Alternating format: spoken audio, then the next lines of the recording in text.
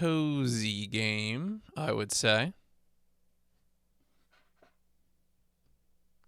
One thing I'm glad about is I'm kind of glad that some of the checks are dice rolls or like explicit or implicit. I always find it very silly when it's like, well, hope you have the right stats. You know, I've never felt like, oh, I need to play this with a guy to tell me the right stats. It seems fun no matter how you spin it.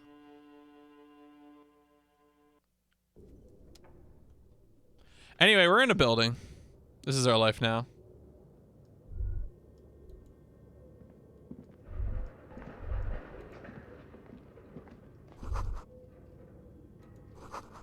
Where are the clothes?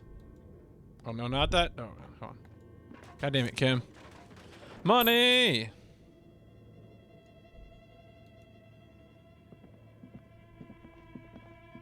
Your flashlight slides over an old green chalkboard covered in scribbles, sketches, and schemes like some ancient cave mural.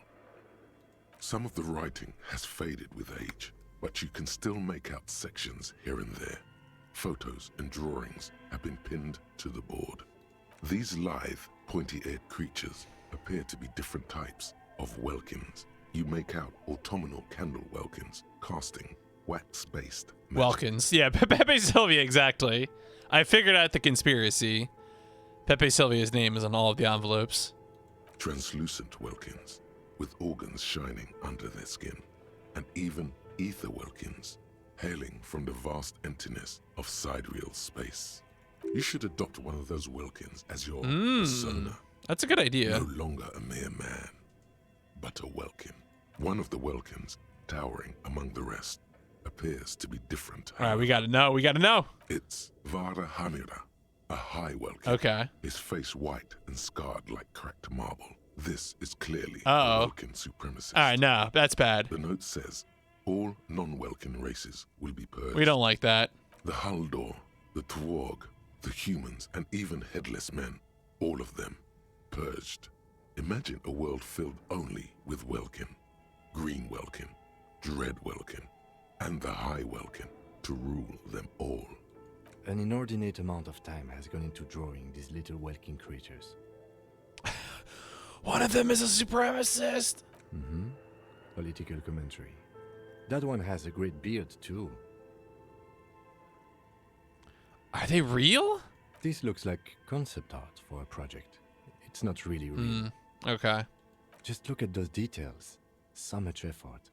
The photo collage depicts barren, icy landscapes wrapped in perpetual night. You see permafrost and glacial landforms, dead trees grown in under the snow. Entire oceans have been frozen from shore to shore. There are pictures of settlements on dried up riverbeds, abandoned in a storm. Animal corpses in the dark, carcasses and bones. You see primitive oil rigs built into glaciers, boreal dvorg, yurts under the snow, great mammoth-like beasts of burden. Albeit dark and cold, this vision also feels cozy in its own way, like eggnog or morphine. Like eggnog or morphine. Respite from our own world. A pinned postcard reads, "The heat death scenario. A desperate fight for geothermal energy engulfs the world as Wirral becomes untethered from its sun, drifting through the universe." This is a monthly calendar from the year 50.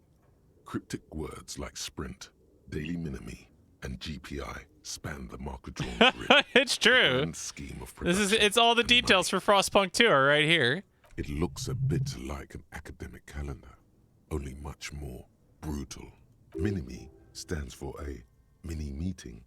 It's part of a bigger framework for managing work called... Oh, no. Station Not 41 management tried to frameworks. implement it a few years ago, but as time goes on, the numbers in the boxes grow rarer and rarer.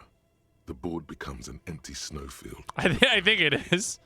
Only failure and regret dwell in this region. Looks like they didn't make it. A note in the bottom left corner of the chalkboard says, "See the prod schedule filament for details." The handwriting is only partly legible, but you can still make out 3 slogans: "Call in, tune out," "Wirral untethered," and "Heat death of the universe." The full text reads, "Heat death of the universe is the new black."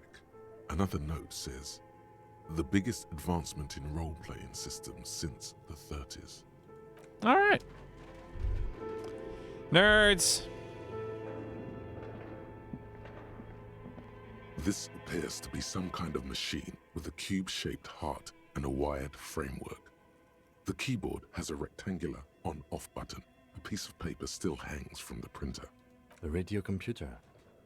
Just sitting here without anyone inside. What he means is that these things cost money. Why would anyone just leave it behind? This is the Ream Civic radio computer, model RC5120. Equipped with a Feld mainframe and a Ream... Do you think I should turn it on? Just turn it on! The machine lights up like some prehistoric animal stirring from its slumber, revealing fluorescent play and print keys on the keyboard. The hatch on the machine's central compartment is wide open. It's empty like a beehive without its brood. Some cables have been left dangling, disconnected. This is where the memory should go. Nothing happens. Something's missing. There's no tape in the player. Nothing happens. All right.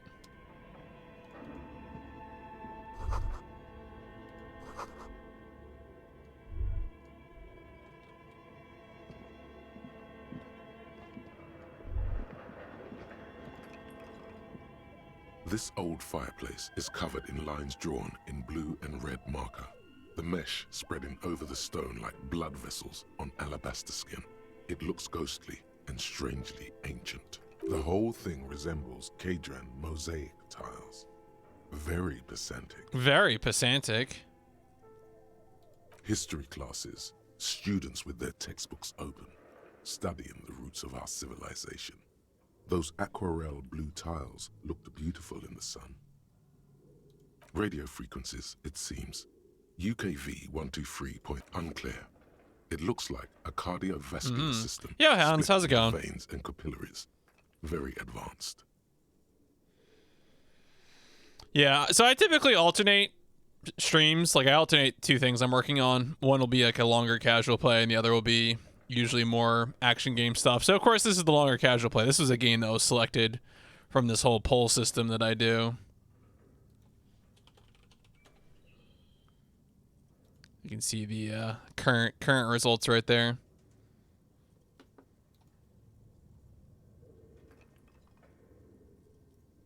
Perhaps. The web is comprised of radio stations. Yeah, Watch Dogs 2 is the shorter game. I mean, also the other thing too. The main reason I'm doing Watch Dogs 2 right now is because I'm working on learning a speedrun off stream, and I like if I don't have a speedrun that I want to actively be doing, I like to do casual plays of games that like are in the neighborhood of games I like to run. So Watch Dogs 2 fits that bill, and also Watch Dogs 2 is like the games that appear on the polls are all picked by subscribers, and also, if there's a game that a subscriber picks that I'm interested in as a speedrun, I will also do a casual play of that. So Watch Dogs 2 is actually someone I think who's involved in Just Cause stuff. The Mailman is his handle, and they picked Watch Dogs 2 a while back, so it is also a subscriber game. They must have had massive air width. These things don't come cheap. Someone very important. A conductor for the hundreds of story threads that pass through the game. It's a role-playing game like over the radio? Whoever decides to call in to a call-in station, it looks like. A list of names under the stations suggests people across 6 Isola. Yeah, Watch Dogs 2 is fun. I enjoyed my time with it, and I will probably keep playing it. I think the next time I'm going to play it's probably Saturday morning. So it's like Thursday evening for me right now. I'm on the US East Coast. There's no way a little basement studio working here could pull anything like this off. My God. It's as if the less money they had, the more ambitious their project became. The schedule. I know doom when I see it. The company was running out of funding. Nothing. It's just lines on marble. An echo from times long gone. No one has used the fireplace in ages. Oh, I wanted to check. How do I get over? Okay. Money! Okay. What do you think is going on? Oh. That computer, chalkboard, and fireplace. Just a failed business. Yes, that is the question. Like he's ready to lay out a fine theory, crafted together like a puzzle box. It looks like one of those popular pen and paper role-playing games. Only these people What? were trying to automate it. Do a role-playing Make it look like game a on a computer? Through call-in stations. None of the players have to be physically present. Anyone in the world can participate in the game, as long as they have a two-way radio. Then there's the game master frequency that listens in on the smaller call-in stations.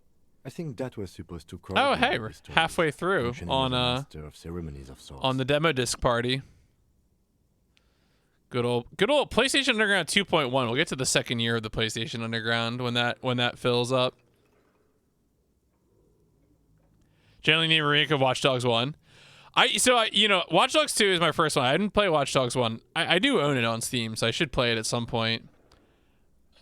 What do you feel like the reason is for wanting a remake though? Because it still runs, right, on PCs. Like there isn't any sort of weird like Saints Row 2 style issue.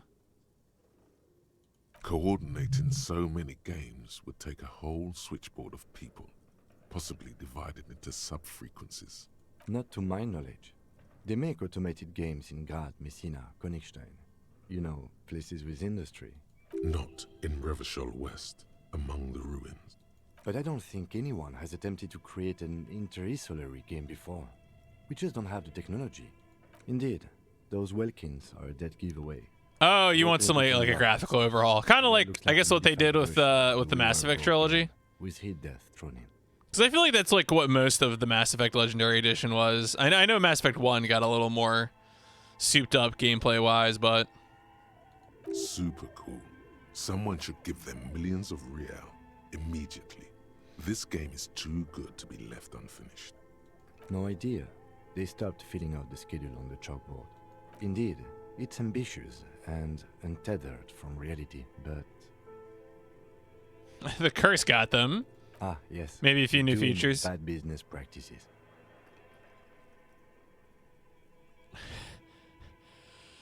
I mean, so it's interesting to me to hear people talk about like what they want from graphics with games, because I'm really bad at like wanting things. I barely pay attention to frame rates. That never really bothers me. Like I know like a complaint about Just Cause 4 was that people felt like it didn't look good. Oh, well, Just Cause 4 looks fine. Like I made her some like design choices I would make aesthetically, but I never said like, this was not, it was not beautiful. Like, yeah. Right, I mean, if the frame rate attacks your eyes, that's understandable, so. Okay, let's keep moving. JC4 is hard with a controller. I mean, I believe it. But like also at this point, open world action games, I exclusively play mouse keyboard almost always. Yeah, that's understandable. If you're not, playing with big money computers, it's definitely you want to value performance.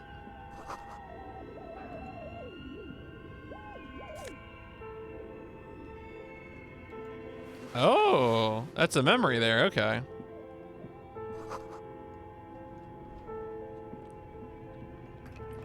Stream games using a streaming. Oh, you mean like a Stadia? Is that what you mean? That you like play games remotely? Okay.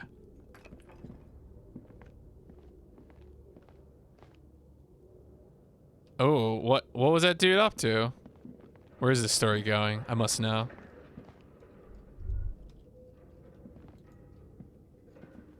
Tiles on the cube are like a smooth draw.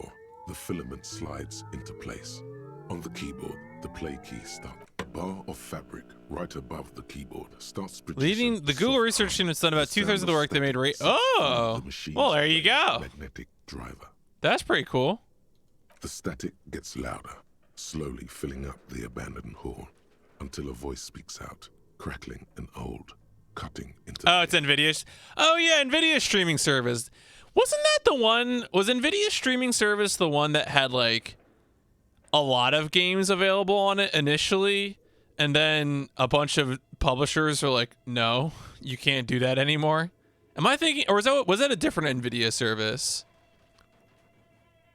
Good afternoon. Fortress accident. They had games. All right, well if it's working, it's working. This is East Insulindian Repeater Station. Please repeat. Is this the production schedule?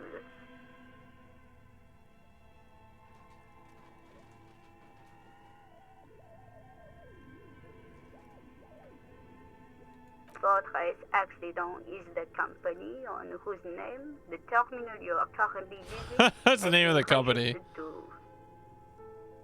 One moment. Fortress Accident SCA produces revolutionary interactive call-in radio games. That's what the catalog says. That's not bad. Wow, so conceptual. Hmm. Any other questions? The filament you have inserted into the reader. Ah, the glowing thing I put inside. Yes. Is that the production schedule? Yes. Good. Please repeat the password. Password. Of course it would have a password. Ah. That's why there's a human administrator involved. Look, this is the police. UG's force now often. Oh, does Amazon have a streaming service? Huh. I guess I should have guessed that they do. I am contractually obliged to protect the privacy of the... I'm afraid we are not doing that. Now, can you please no? No. A hint system is not part of the protocol for a repeater station. Is it my birthday? Still no. All right, I don't know the password. Received. I will register this login attempt. Don't worry. Passwords have a way of turning up sooner or later. Fortress Accident. Is there anything else I can do for you today? Yes, I am alive. I am 74 years old and my name is Yvonne. Need to subscribe to it, but if you have Ubisoft Plus, you can link your account to play supported. Oh, okay. So yeah, some games are supported. Well, I mean, you know, if that's a convenient way to play games, that's fine. A lot of the games I play tend to be old, so like streaming was never an option. I mean, the thing that I did to expand my ability to play games recently was set up a Windows XP computer on my desk. Not that I'm playing on that now, but...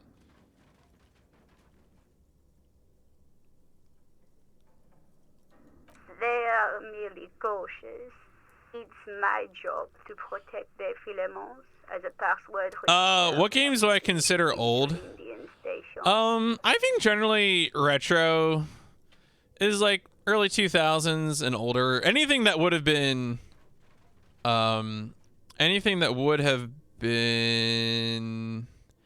you know, I mean, for example, on a console that doesn't use HDMI or like never used HDMI. So like, you know, PS2, GameCube, Xbox and older. And then like with PC, the line's a little blurrier, of course. But yeah, I mean, well, 2006 is the year you get Xbox 360. So like some of that stuff is still, I guess, fresh, arguably. But certainly like 05, 04 and older. Like 04, you know, it's like you get like Half-Life 2 and stuff like that. So that's a, you know, I would say that's around, no. Like, especially the thing too with like Windows XP in particular is that like Windows XP, I feel like still has better support. Early 360 PS3 counts as old. It definitely is on, it's very transitional, right? Because those games are shipping both of like composite and component cables. So yeah, or you get really wacky things.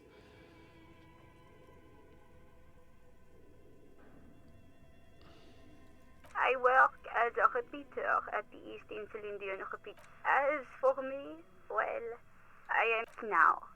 Please tell me if there's anything All right, well, else let's I can do. leave Thank this. you. Tiles on the cube are still smoldering, casting the framework in a soft... All right, well, everything here is old as well. Do I have anything else I want to grab in this room? Oh, there was a door over here I should go through.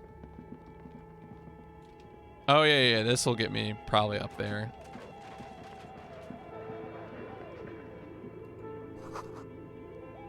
Developers of the most advanced RPG in the universe.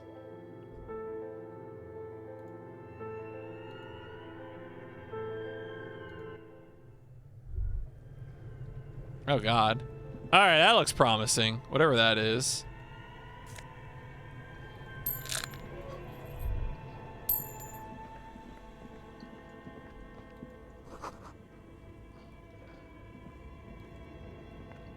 A thick layer of coal dust covers the furnace, coloring it pitch black. Kick it. A hollow ring No! goes through the furnace. Your toe hurts. Ow. My magnesium is great, thank you. This game is higher than Half-Life 2 on Metacritic. I mean, this game got a lot of critical love. For sure, Disco Elysium. It's a pretty, you know, enjoyable isometric RPG. A lot of branching paths and dialogue and everything. You know, it's hard to say how much stock you should put in Metacritic. I feel like at a certain point, numerical scores are a little a little tired. Half-Life 2 is the Final Fantasy VII of FPS games. I wonder.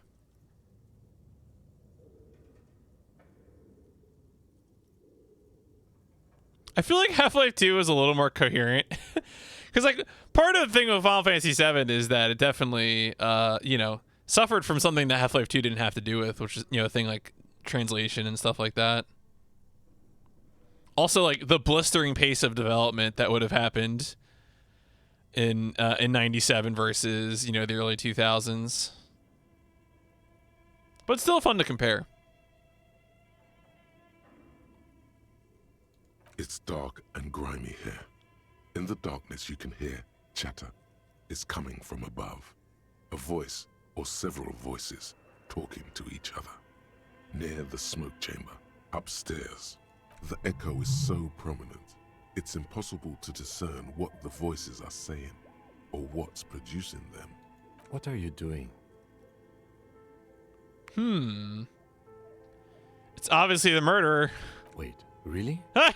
Should investigate. See Oh. if someone's upstairs. Hello!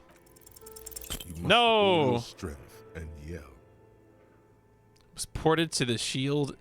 Well, doesn't the shield thing just like run stuff, or was it actually a port? I haven't played Half-Life 2 in a while.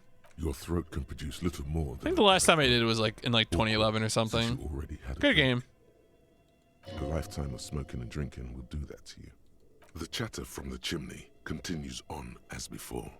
You seem to have made no impression on whatever's up there. Then again, maybe it's worth actually trying something up there. Maybe you should let your voice rest, officer. Try again later. You're right. The rooms do look like they're connected. That was an actual port. Malignant entities don't exist. Yeah, I mean, It's not the supernatural. portable devices are not my thing. I barely touch them. Always has to be the skeptic, this man. A lush layer of coal now covers your skin. So maybe you could paint something with this coal. Leave a cave painting for future archaeologists. No, that would be stupid. All right, what is? Oh, we got okay. Wow, there's a whole there's stuff over here. Ice cream maker. You see a terrifying ice bear with a strange compartment in its belly. The door is covered in frost, and the bear's eyes are glowing red. Oh, I'm gonna die, aren't I? The bear looks oddly realistic. Is it taxidermy? The lieutenant doesn't answer. His eyes are glued. Doom to the 3. panel. A sharp You know, slice I've of never light played any shines Doom out games. from its mysterious belly door. Yeah, have I played? No, because I hear Doom 2016 is a good time. I don't know if I'll ever get when I'll ever get around to playing it, but all right, I'm gonna make a save because I feel like this bear is gonna kill me. The bear looks oddly. A gust of freezing cold air rushes to greet you. You hear a low grumble as the bear regulates itself. This is the inside of a refrigerator. The lieutenant takes a peek inside. His hand has found the holster of his. Nah, I don't really do subscription services like that. So I don't have a Game Pass. I like to own games, or at least arguably own games. I guess if I have games on Steam, or it's really more like licensing them. But I was trained from a young age to hate subscription services. That's why I never played any MMOs. Like never played WoW. Of course, just a giant ice bear shape. Yo! Mayflower, what's going on? Welcome. We're in dark spaces in Disco Elysium. I will make only the smartest decisions. I promise. The shelves are empty. All you see are crumpled ice cream wrappers with the brand name, Revachol Ice City. A handwritten note has been attached to the door. The fridge is here. Yeah, I mean, that's the hard thing for me is I really don't like... Oh, okay. No worries. Understandable. You saw nothing. Everyone's like, spoilers. Play the game. It's fun. Yeah, I mean, I think for me, it's hard because A, I like always having the game, but like B, I don't actually want to obtain a collection of physical media. Because even if it's affordable, and like right now, the prices of physical media for games is skyrocketing, so it's less affordable than ever. But even aside from that issue, it's like a space issue. Moving around with piles of crap or just not having space where you live, that's annoying. You pocket the note and the little fridge magnets keeping it on the door. A friendly cartoon bear smiles back at you from a glossy cellophane wrapper. Yeah, nothing that's Hans, that is a good point. That is very true that even physical media can stop functioning. I mean, certainly if it breaks or gets scratched. And then in the long run, we are starting to get into the territory where we can talk about disk rot, I think, for at least for optical media. I'm less familiar with what works well for cartridges. Oh, well, I mean, you can duplicate your physical media, so I mean, and I've done that. Like, I was gonna pull out my copy of 24, the game, but like one thing I'll do when I'm playing PlayStation 2 games is, I'll have a physical copy of a game, PlayStation 2 game, mirrored because of my camera, and I will use image burn to rip the game, and then I will, put it on a SD card. So now, of course, I guess you could argue that after so many duplications, maybe there's decay or something, but like that's pretty small in the scheme of things. The paper still smells of vanilla and chocolate. Well, for PlayStation 2, the way I have my PlayStation 2 set up is that I have an SD card that's formatted as a PlayStation 2 hard drive. And that's the thing that I connect. It's basically like an optical drive emulator. It's like in function in how you use it. It's obviously not, the optical drive is still in there. It's a PS2, but oh, no. Yeah. Sorry. I didn't mean to suggest that was a primary storage solution. Primary storage would just be my regular ass magnetic hard drives on my computer.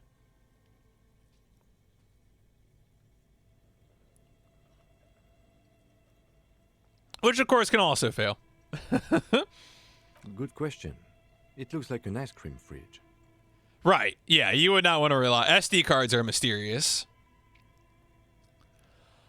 Would you also have to mod your console so that it can read the copy? Yeah, I think typically you would. Maybe I think so in most cases. I mean, with PlayStation 2, that's going to be free McBoot for most people. That's going to be what you're going to use. Oh yeah, I think it was it? I think I was reading a book by Bunny. I think maybe Bunny was in that talk for all I know. But it talked about like what it's like to really poke around the innards. Okay, it was all right. So I must have read a part of that talk in book form.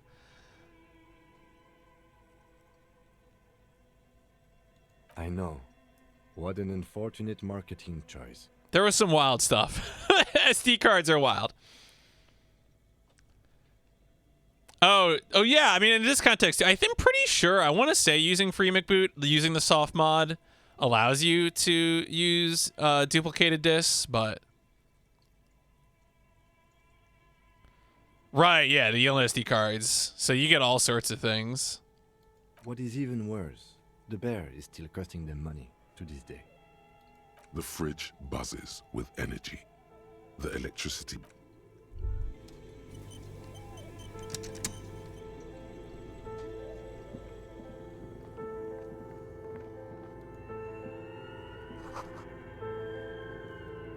Oh, a hidden doorway. Yo, flashlight, baby.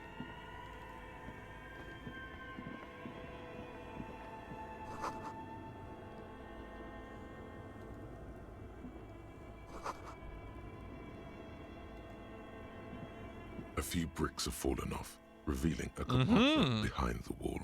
It's too dark to see in.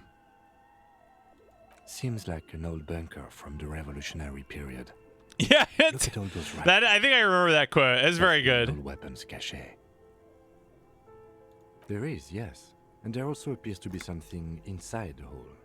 Interesting. Do you want to take a look? Your hand reaches deep into darkness and Rifles. rummaging around. You find rusty rifles hidden away. Are these any good? Most of them are rusty and inoperable, like the rest. But one catches your eye. A bolt-action model. Oh with a yeah, fine it's time to go wood do stock some violence. in better. That's a rare sight. Seems to no longer be functional, but still a beautiful thing in its own way. It means there are firearms, albeit inoperable, still lying around in Martinez. It's an interesting coincidence, I would say. Might come in useful in the future. Cool. I feel like I found something useful. Not quite sure what, but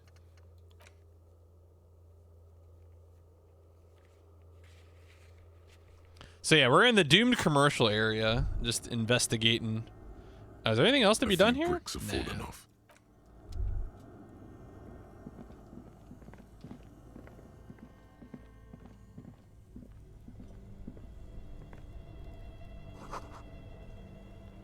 A frozen ice cream maker that's still running. Hell yeah. Ice cream.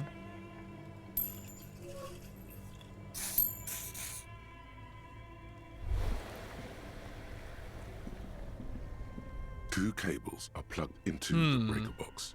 The red one leads to the ice bear fridge, and the black one to the ice cream maker nearby. Well, I mean, just get rid of them. An electric sizzle. The room is slightly quieter now. Something close to you dies with a soft electric purr. Why did you do that? You know, I don't know why. The lieutenant raises his brows. Cool. Oh, that goes somewhere. Oh, god damn it. Could you not? Oh, hey, there's a working bird there.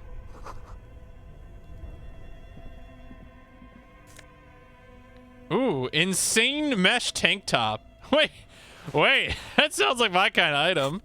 Hold on. Wait, what do I have on right now for a shirt? Oh, that's boring. There we go. Where does this tie come from? Oh, neck. Okay. Horrific necktie. All right. Now we're gaming. +1 drama. Folks, don't worry about how you look. Just go with the items. What do the gloves do? Interface. Oh, interface. I kind of like interfacing. Composure. Suggest. Oh, that's a naval coat. That looks wild. What was the naval coat good for?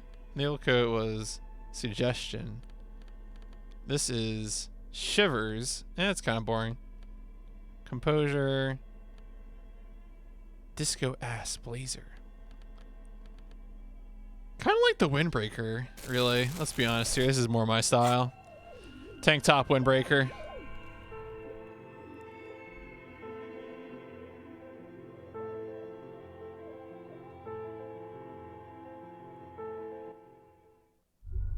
Oh, okay. So I guess I finally opened that door from the other side. I was wondering if that would pop me back out somewhere into Martinez. It's true. Anyone can vote. Anyone has the power to break the tie between Twilight Princess and Wild Arms 3. Truly, it is the mid-2000s once again.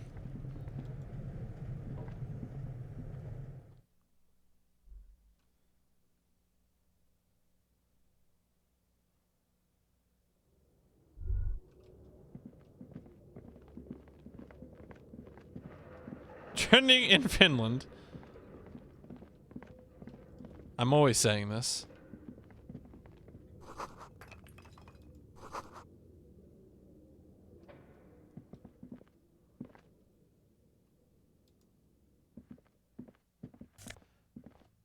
Oh, okay, it's a postcard.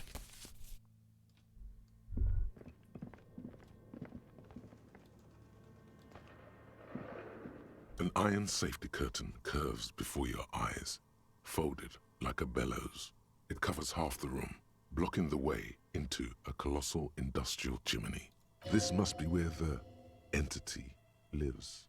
This is directly above the central furnace in the cellar.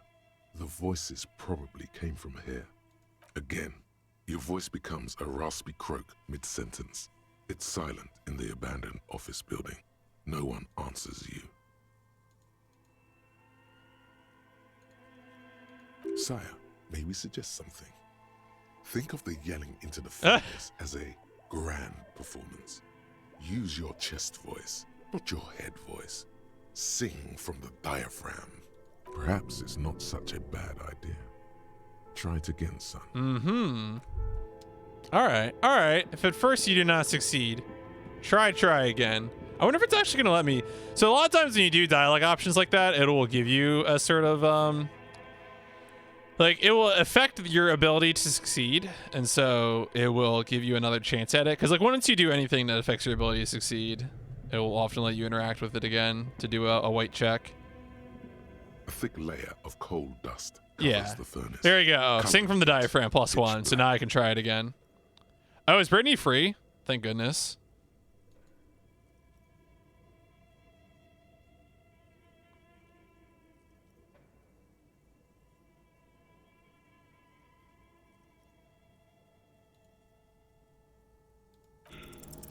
Another pathetic yelp sounds off into the vast darkness of the chimney. Come on. Embarrassed you produced it. All right, fine. So now we're in this horrible like nightmare realm. All right, what's the stat for this? A thick layer of coal dust covers the furnace. This is pitch black. Oh, physical instrument. Okay. All right, we'll get a point in the physical instrument and come back and do this. I can't believe it failed again. All right, can I? No, let me out. Let me out of the check. A hollow ring. Ow. Oh, I died. Did I die? You feel something. Ah, shoot. An unnatural pressure. It wouldn't let me scroll down, so I was trying to guess what the leave was, and I forgot there was the kick option down there. Don't think this is a sign of all you feel is pain. All right, whatever. I died.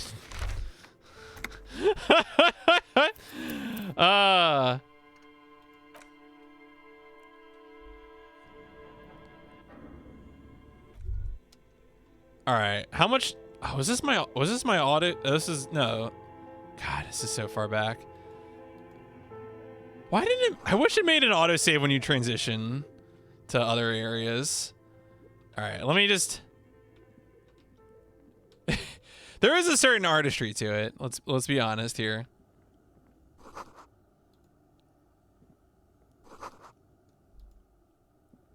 A few bricks have fallen off, revealing a compartment. Seems All right, seems blah, like blah, an blah, old blah. quarries, yes. Look Your inside. hand, Rifles. most Select the of them. rifles. Take That's a on their side. rifle. What does this Means there are mean? firearms. Cool.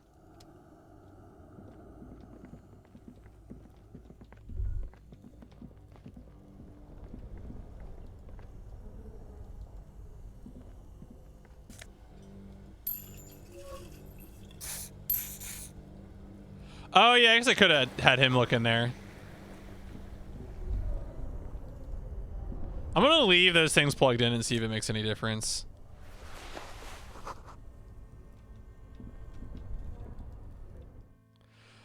I don't know if I need to go through here to open this door, but I'm gonna do it anyway. Like, I don't know if it's a thing where the door like usually my expectation is that it would unlock when I go through the door, but maybe it's like, hey, you've been to this area, don't worry about it.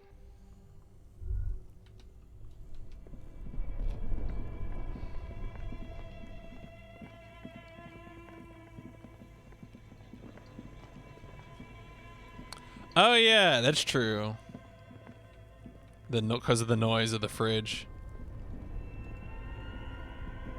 Two cables are plugged into an electric sizzle.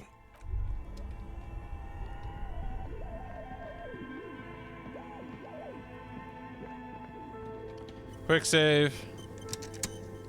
A thick layer of coal dust. Looks like it. Looks like an old central. No one has used it in ages. No, it's like, oh yeah, okay, no. +1 because I did get a benefit from kicking the furnace, and also from drinking, as you do.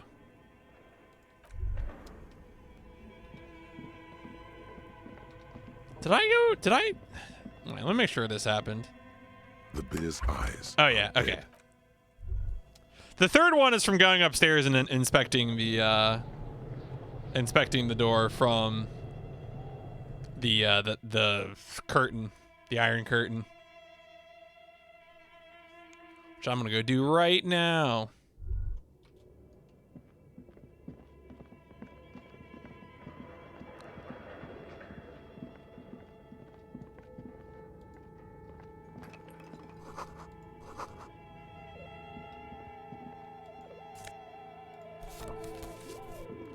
I wonder if I need to like inspect any of these things. I haven't looked at a lot of these things I picked up. I could probably interact with them. The note is written with a blue pencil on a piece of lined office paper. The kitchen magnets have left spots on its surface. Does it say anything interesting? This is tangential at best, but the lieutenant's detective instinct is still active. Someone has scribbled, S. I can't believe the off-site copy is still here. The illiterate ginger kid keeps stealing stuff from the studio, so I had to hide it somewhere safe. You'll find the filament memory with the off-site copy in the frozen ice cream maker. Please take it home, ASAP. It's important. I'd do it myself if I lived in a civilized place with a freezer. Take care. Looks like someone from that radio game company upstairs. I'm a little surprised they just left their property lying here. That's a plausible hypothesis. It belongs inside a radio computer, storing its memory. It's like a tape. You listen to disco tapes, right? It's like one of your disco tapes, only for a computer.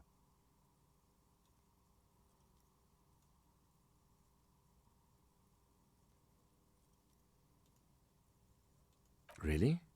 You don't have a single guess?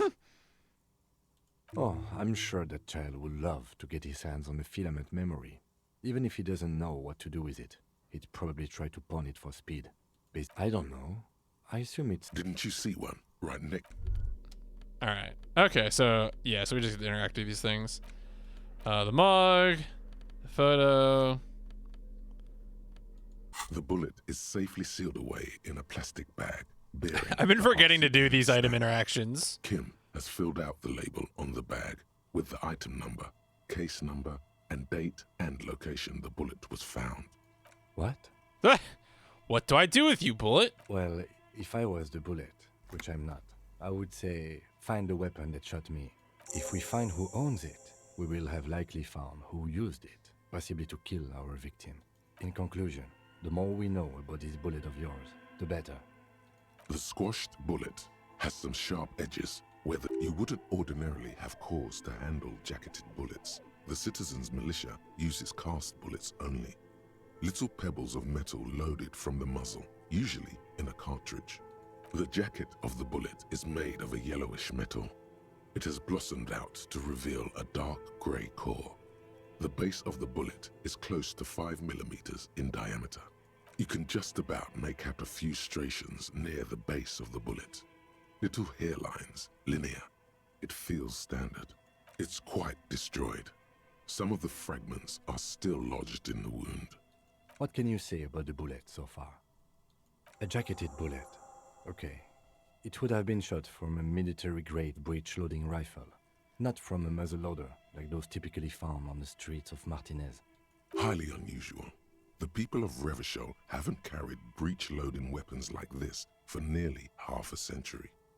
Even the RCM uses ordinary unjacketed conical bullets. This is strange. Very strange.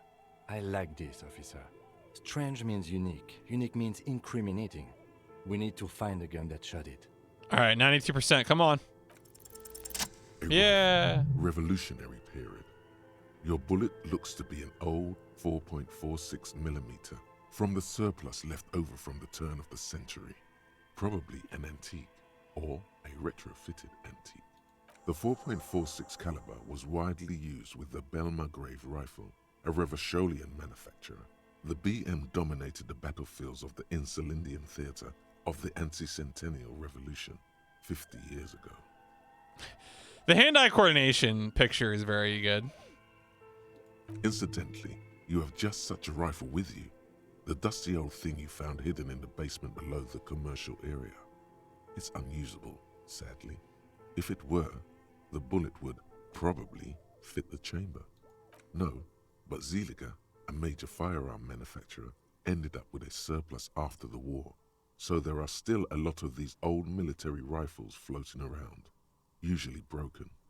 The quality was appalling. Antiques enthusiasts, guerrilla fighters in distant countries, a few lucky jamrock bangers. You're looking for the same thing you found in that hidden weapons cache, only in working order. What are you thinking? Bullet? I think I know where this came from. Okay. And? An antique. That makes sense. There can't be many breech-loading rifles floating around in Martinez or anywhere in Ravachol, really. Sure, there's some arms trafficking, but the laws prohibiting the use of breech loaders we inherited from the monarchy have been effective, from what I've seen. Some new RCM recruits get impatient with their muzzle loaders once they've trained with military-grade weapons, but they realize it's worth it in the end. Prohibiting peacetime law enforcement to front-loaded rifles is a policy enforced by the Moralist International in all the nations of the Real Belt. Imagine if everyone, cops, citizens, had access to firearms. Yeah, imagine that. Could shoot multiple rounds without pausing to reload. After the first shot, the second, third, and so on come much easier. But back to the investigation.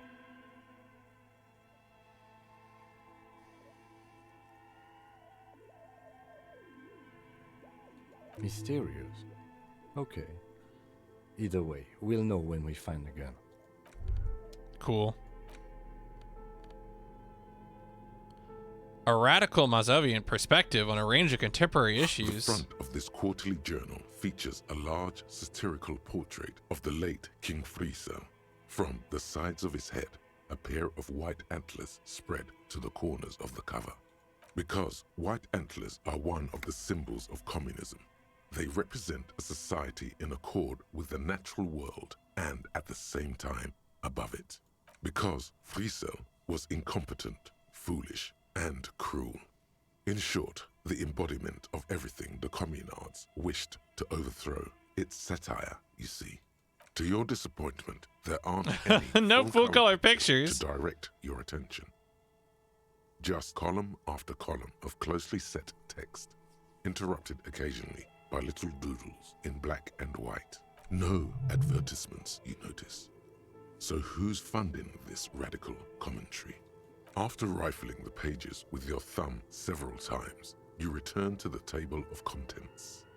The magazine is divided into several sections: international developments, Kunst und Kultur, and local concerns.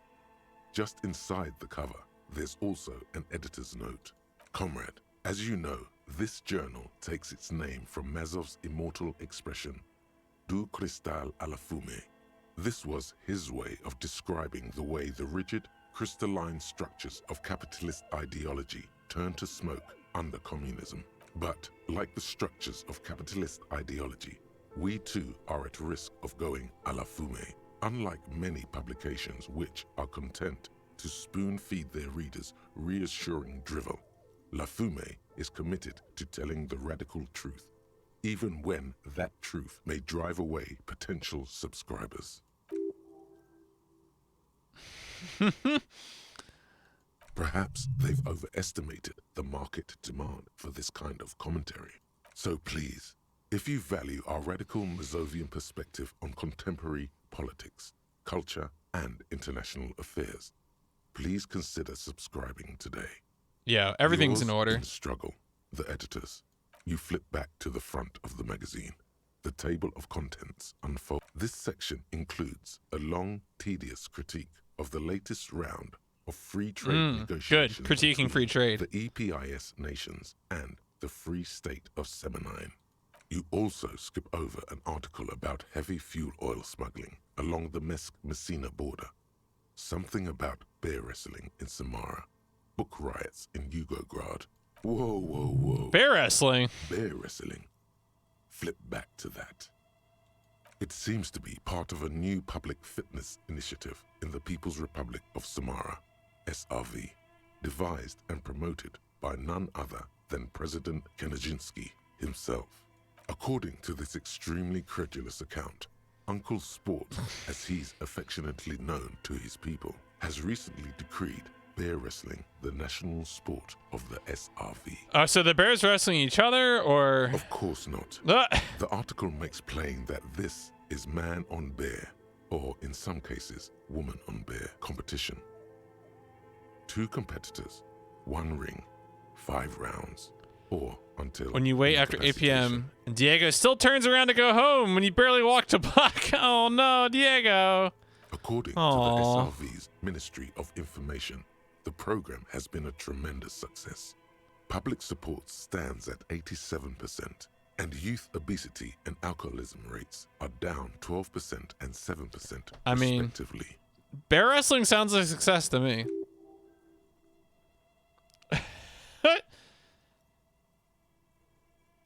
Yeah, I don't know if I trust these numbers. What are you, a statistician? Did the moral intern send you on a fact-finding mission? This is the SRV party line, comrade. The Samaran People's Republic? No, I should expect not. Why do you ask? I wanted to fight a bear. I suppose that would be something to see. You flip back to the front of the magazine. It takes a moment, but gradually it dawns on you that Kunst und Kultur must mean arts and culture. Obviously, because it's cool to drop random phrases in foreign languages. Savoir-faire is my friend.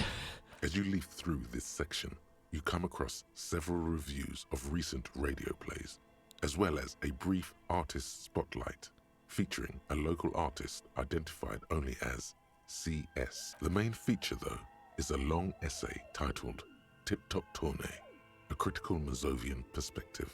The Tip Top Tournée is an inter-Isolari racing series, mostly known for its high speeds, ludicrous sponsorship deals, and High death toll. In Revachol, it's held quadrennially on the prestigious Zero Carousel racing circuit. This so-called artist spotlight is really just a brief Q&A, made all the briefer by the subject's evident hostility to her interviewer. You think you're settling in for a relaxing recap of the most recent season, maybe sprinkled with some nice anecdotes about a few of the more colorful drivers.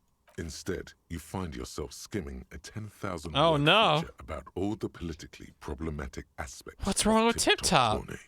Where to even start? For one, there's the crass commercialism of its sponsorships. And then there's the practically criminal emphasis on deadly motor crashes. So, all of it, basically.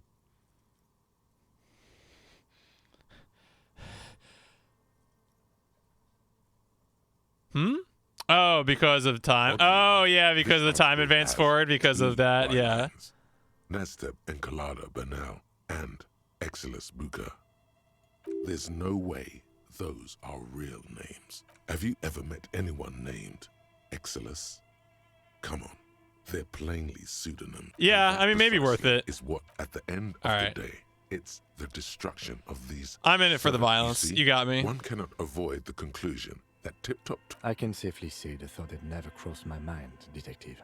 I'm sure most things are, if the young men who wrote it. If I had to wager, I'd say they've never Wow. even seen. All right, Kim is mad. Much less a motor race. I take whatever they write with a large grain of salt. You flip back to the front of the All magazine. right. Well, let's get back to what I was doing.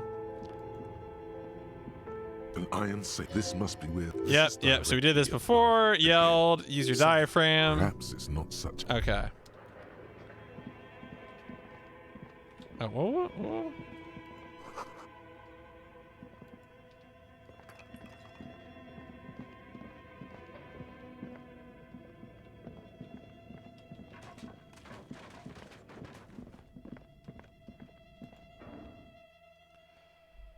All right. Sometimes you just fall in a hole and talk to things.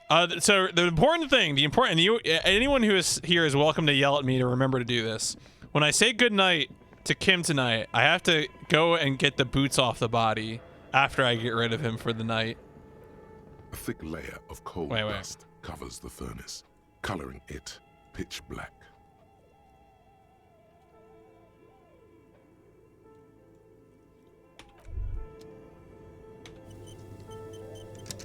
A thick layer of coal dust. Do it. Thank you. Breaks loose in you. A mighty bellow echoes throughout the chimney's depths. The chatter of tiny voices above suddenly cease. Then, Hello? I summon the ghost. Answer me, spirit. Hello? Did you say anything? I can't hear you. Please come upstairs. There's a safety curtain on the second floor. I'll open it. you hear a low rumble upstairs. Oh, there you The go. sound of a curtain being pulled aside. After you, officer. Oh, that was easy.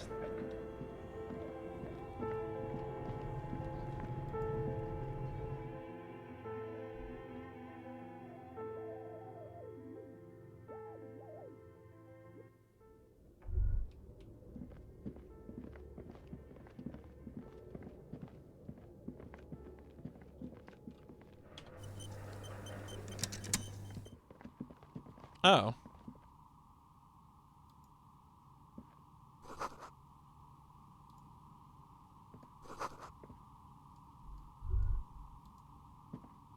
Hello. I'm Nia. Novelty dice maker. Did you try knocking on my window? I must have missed you. I've been listening to my Melius. So what kind of die are you looking for? She's got a direct view to the backyard. You should interrogate her about the Legion. Hmm. Yes, Amelia is like a call-in station. You need a two-way radio to access one. That's why I have these. Yeah, this is a little jam. Little bop. Mostly, they just teach you to swear in different languages. But some of the stations can be quite interesting. I was so absorbed, I must have missed you knocking. I haven't knocked on your window. Then how did you get inside? By the south entrance? You know what? It doesn't even matter. What matters is that you're finally here. Let's talk dice. Did you have something specific in mind? I'm a novelty dice maker. Tell me the name of your role-playing system and I'll make the die you need. That's why you're here, yes? Role-playing games? You know the one made by Fortress Accident. Does that count? Sure, yeah. Very good. My rate is 10 real per set. Unless you want something really unusual. Take a look around and see if there's any particular stone you want to use. It almost looks as if the stones and dice are a natural part of the room, growing out of the shelves like stalagmites. No falsehoods are present. She's a novelty dice maker and doesn't have anything to hide. Ask what you need. How did you become a dice maker? How did I become one? It was a business decision. I was a regular jeweler at first, but that's an unfocused field with too much competition. Some of my friends were role players. They asked me to make some polyhedral dice out of cobalt. That was my first order. I grew it from there. Do you play games yourself? Not especially. I like working with rare materials and a steady pay. And role players as customers? They're nice people. Some of those nice people have big bucks to spend on novelty items. Nothing really. I didn't know him. The lieutenant looks at his notebook, then the woman under the large window. Your window looks directly onto the courtyard. You're saying you didn't see or hear anything unusual last Sunday evening?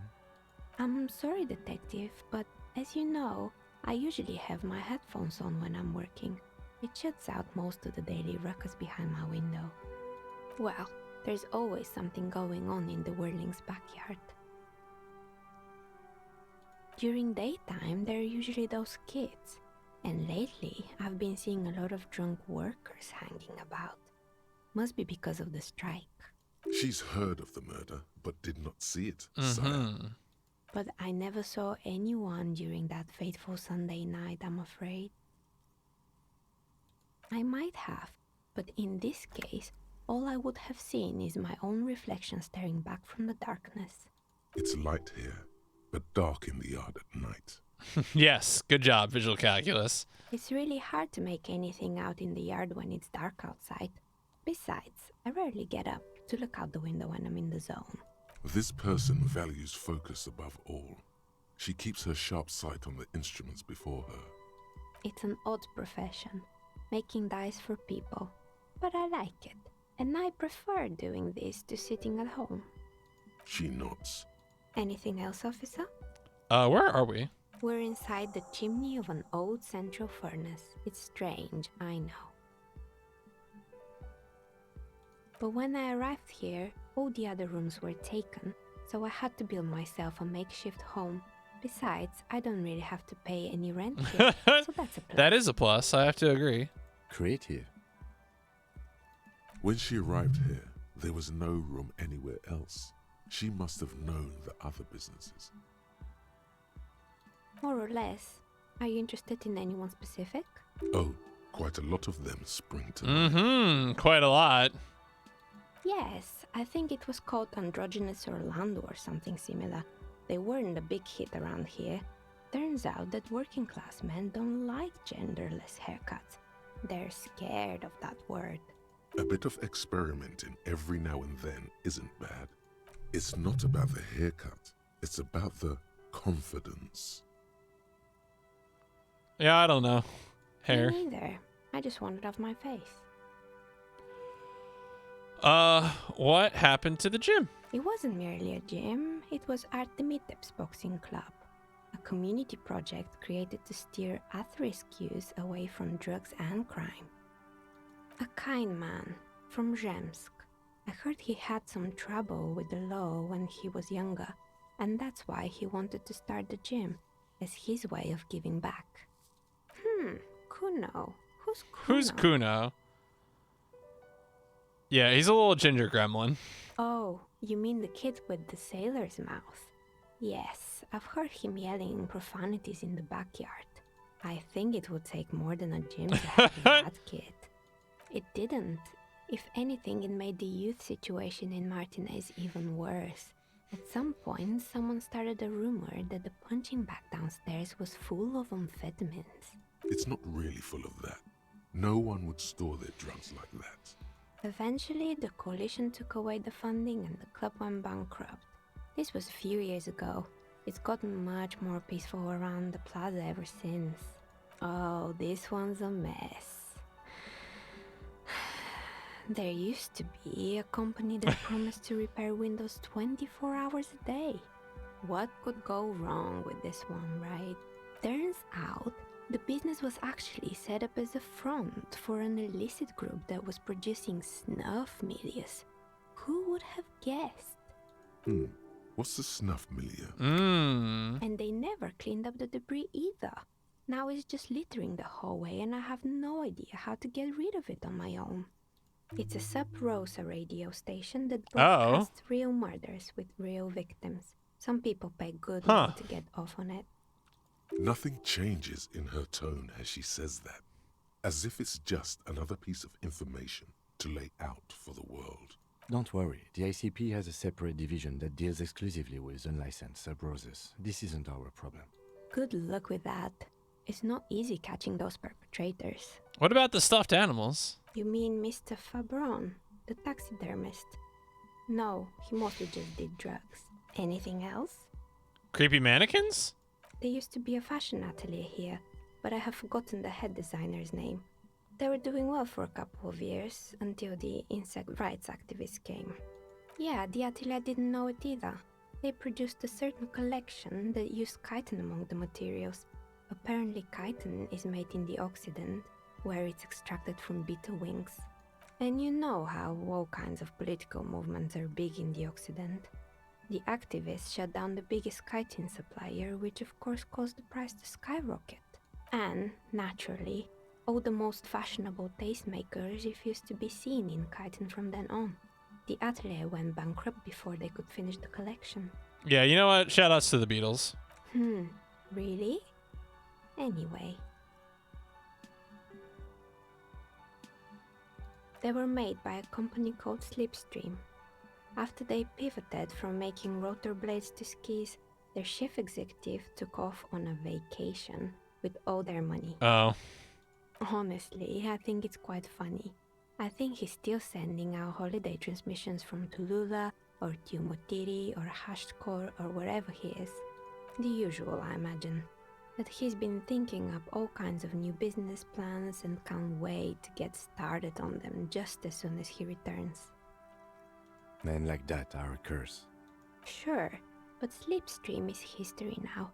All their remaining assets got seized by the bailiffs in 47. I have no idea why those skis and blades are still lying around in the house. Not much use now, I guess. They were just props. Why return them? Maybe you could make a sword out of one. No, wait, forget it. It would take too long. Damn. Fortress Accident, the radio game studio. They were an interesting bunch. We talked about role-playing systems every now and then. Once, I even saw two of them get into fisticuffs over Wirral. That's understandable. Fantasies are serious things. The mind is the drawing board of history. They certainly took their work very seriously, even if they seemed to be chronically liberal with their schedules. The usual, they ran out of money and couldn't get the project done on time. Well, I did hear them talking at times. They seemed to believe they were historical individuals on some grand quest. She sounds almost mocking when she says that. I mean, the project did look quite impressive. Yes, but when the money started to run out, they just began to complain a lot about capitalism. You know, how the markets are rigged to keep out new businesses and so on. In the end, they just didn't get it done. They didn't have enough willpower to produce something truly historic and to show up to work on time. That is hard, though. And so is producing something extraordinary. Anything else? What was up with the bear? Oh boy, the fabled Revachol ICT. You're in for a treat here. The place was owned by two guys who had some rather innovative ideas about marketing. The bear was one of them. Now ask me about their other ideas. Oh, no. Indeed. What were the other ideas? What were the other ideas? There was really just one. And it involved picking out the prettiest girls in the neighborhood and paying them 20 cents per hour to man the booth. And by man the booth, I mean slump behind the counter with a face that could maim you if you ever dared to disturb their bored magazine browsing. Fritter does the same thing. Oh, yeah, whatever. I mean, look, 20 cents per hour is not very much. Oh, but they did. They did show up to work, and not alone. There were also acne-ridden girlfriends and gorilla-like boyfriends loitering near the ice cream stand. And they already had the bear. What about the bear? The bear. Didn't work out. Of course not. The bear was terrifying. No one wants ice cream guarded by a hostile apex predator. To make matters worse, the fridge didn't work too well either, and half the ice cream came out malformed and partially melted. Eventually, Ravishaw Ice City lost the price war to its rival, Glacé 5000.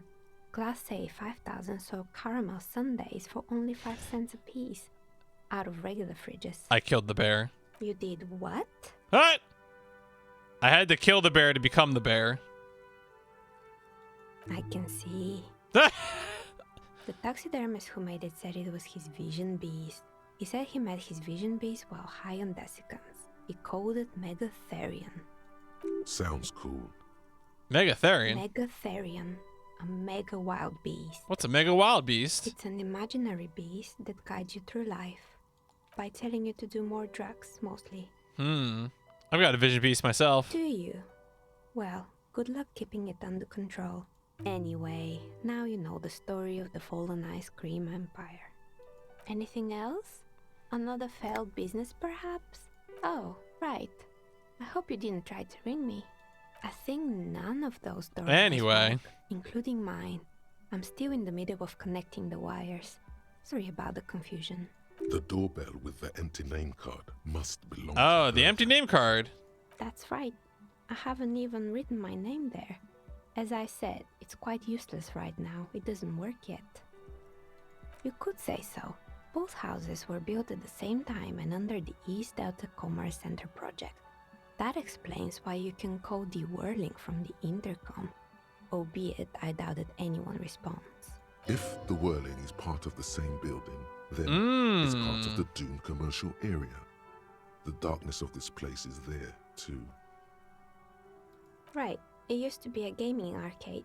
This is an ancient failure. Before my Ancient time. failure. I'm not surprised, however. My advice? Don't base your business on a fad. Hypnotism, floriography, trick-track, especially pinball. Agreed. Pinball is the worst. It can't be true. They don't work here anymore. They've been gone for years. Are you sure it was Slipstream SEA? Was it a woman? Maybe it was Plaisance from the bookstore. Oh, right. But did this person say anything? Tricentennial Electrics? It used to be a major electric company 100 years ago. Are you sure it wasn't just some kids playing a prank on you? It was too real to be just a prank. Either we're dealing with a professional actress, or whatever happened, keep your cool. It's probably better to admit that it was a harmless prank. It's probably something eerie. Pranks can be eerie. Oh, the kids these days. We were just one of them, and now they're terrorizing us. No solidarity. Sure, I'm listening. All right, well, Good. I hope it clarified things a bit. What else? yeah, what's up? Why is this place cursed? I've heard the stories, but I don't think those stories are true. Well, how do you explain what happened to all the companies then? It's just capitalism. We only hear about tales of success, so it's often surprising to realize how many ventures actually fail.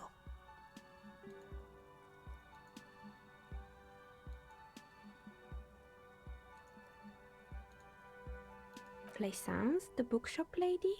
I've heard that her business is doing rather well. Have the energy spared her somehow?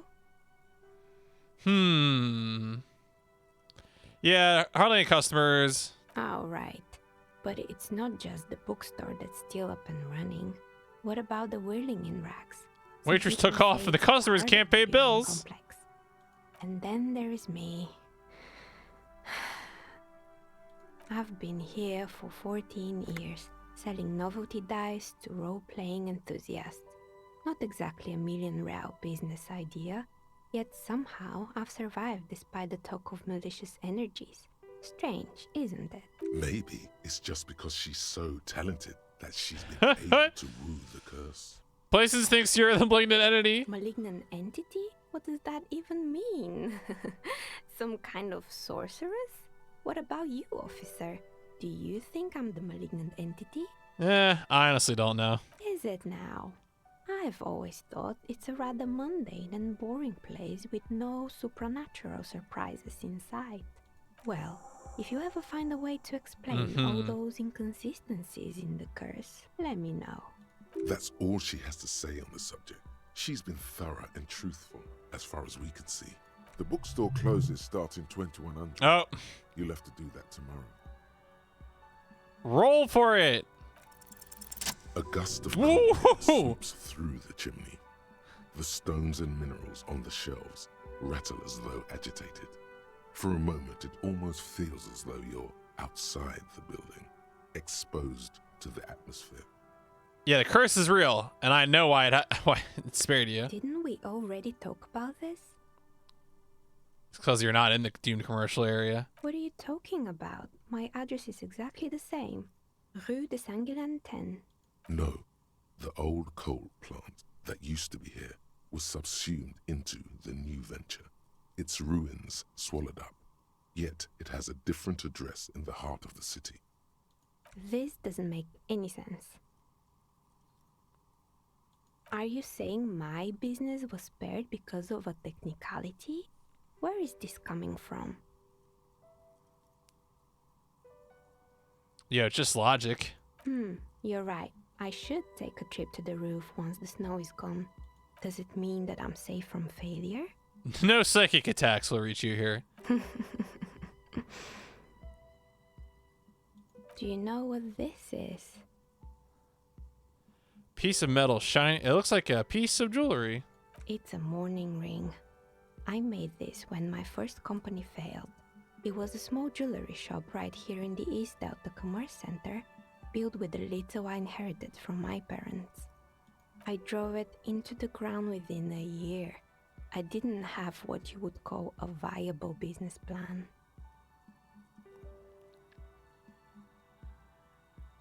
It wasn't just a jewelry shop either. I always thought that it was just the world that you were supposed to try again and again until you finally succeed. And now you're telling me what? That it was all because I didn't run my little shops and ventures from a dump inside an abandoned chimney? Yeah, it's coincidence. Yeah. Or maybe it's the entire world that's cursed. It's such a precarious place. Nothing ever works out the way you want it. That's why people like role-playing games. You can be whoever you want to be, you can try again. Still, there is something inherently violent even about dice rolls. It's like every time you cast a die, something disappears. Some alternative ending or an entirely different world. But anyway, thanks for sharing your theories, officer. Alright. Well, that was a good conversation. Where does this put us for Dune commercial area? Report back to Plaisance. Okay. Locate a working farm. That shoots that. Alright, cool. Alright, so we're probably gonna be coming up. I think now it's 2100 we can actually end the day, but let's talk to Plaisance first before we do that.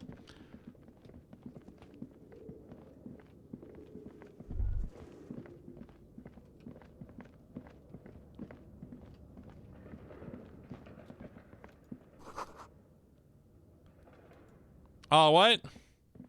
Come on, just go. Ah, all right. I guess we're not doing that. Fine. We'll goddamn do the night stuff. Can't believe I got locked back here. I mean, I know how to get out of here now, of course, but it's like, well, guess we live here now. Oh, no, wait. I need to go this way.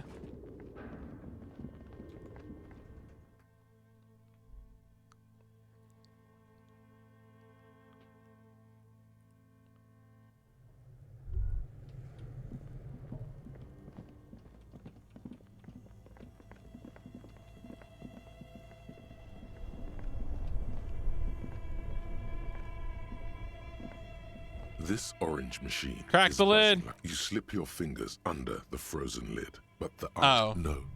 This is going to need something else. Oh, okay. If you want to try again, then you need to have the pry bar in your hand. Turn Turning the crank. feels oddly satisfying. Okay.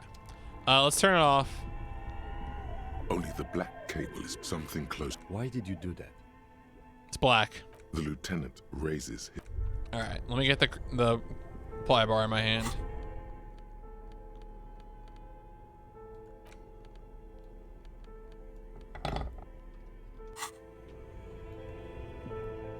This orange machine is dead.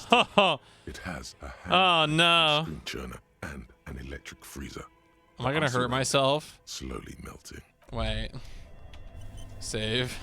This orange machine is dead still. The ice squeaks Ugh. beneath the pry bar.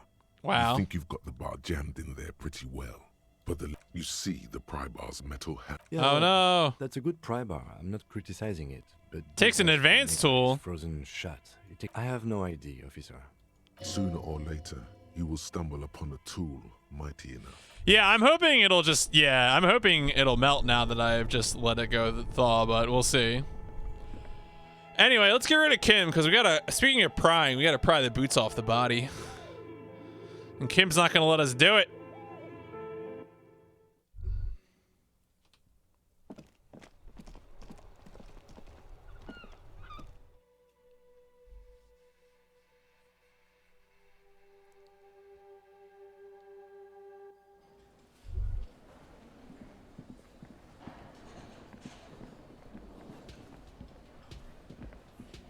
Can I help you? Got the 20 real? I have this giant novelty check. You must be kidding, right? Yeah, but this establishment only takes cash. Now, do you have that cash, Mr. Novelty Check Man? Freight, near the gates. They'll exchange it. Oh. Not yet. Then why are you waiting? Goodbye.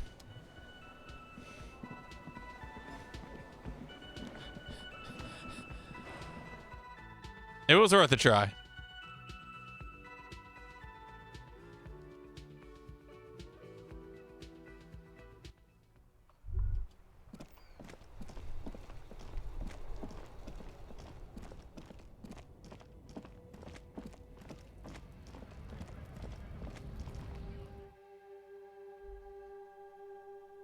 Oh, sleeping heals. Really? Then explain hangovers.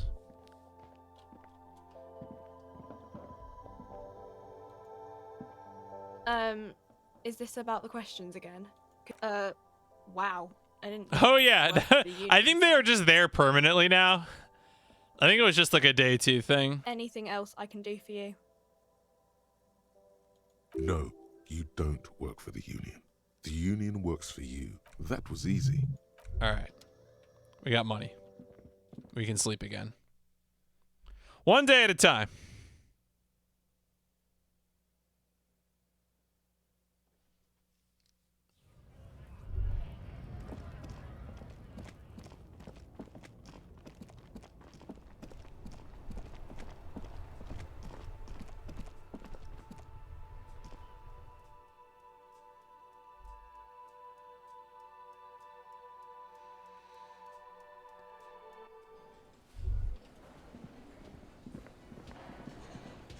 Did I have anything else I wanted to say to them? I don't think so. Can I help you? Got the 20 real? Good. You got the room for the night, but remember, you'll need another 20 real tomorrow. Ooh, new skill point. Was there something I wanted to do with the skill point? Oh, I maybe want to actually open a thought slot.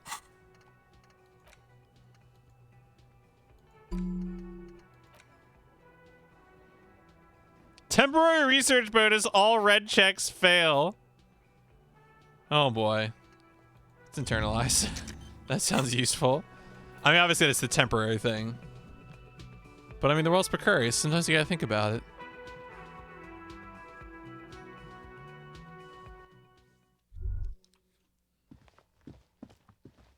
Maybe I don't want to actually have that thought. Wait, maybe just think about something else. Let's think about this.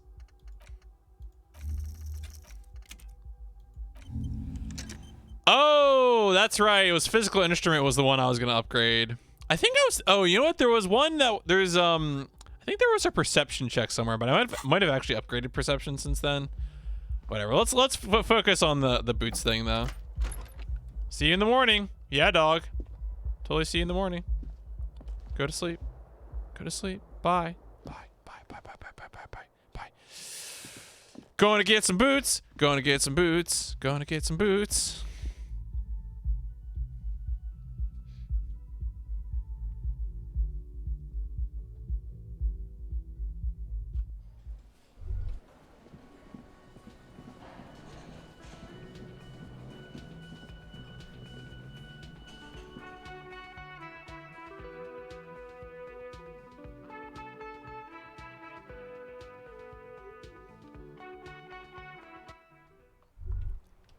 All right.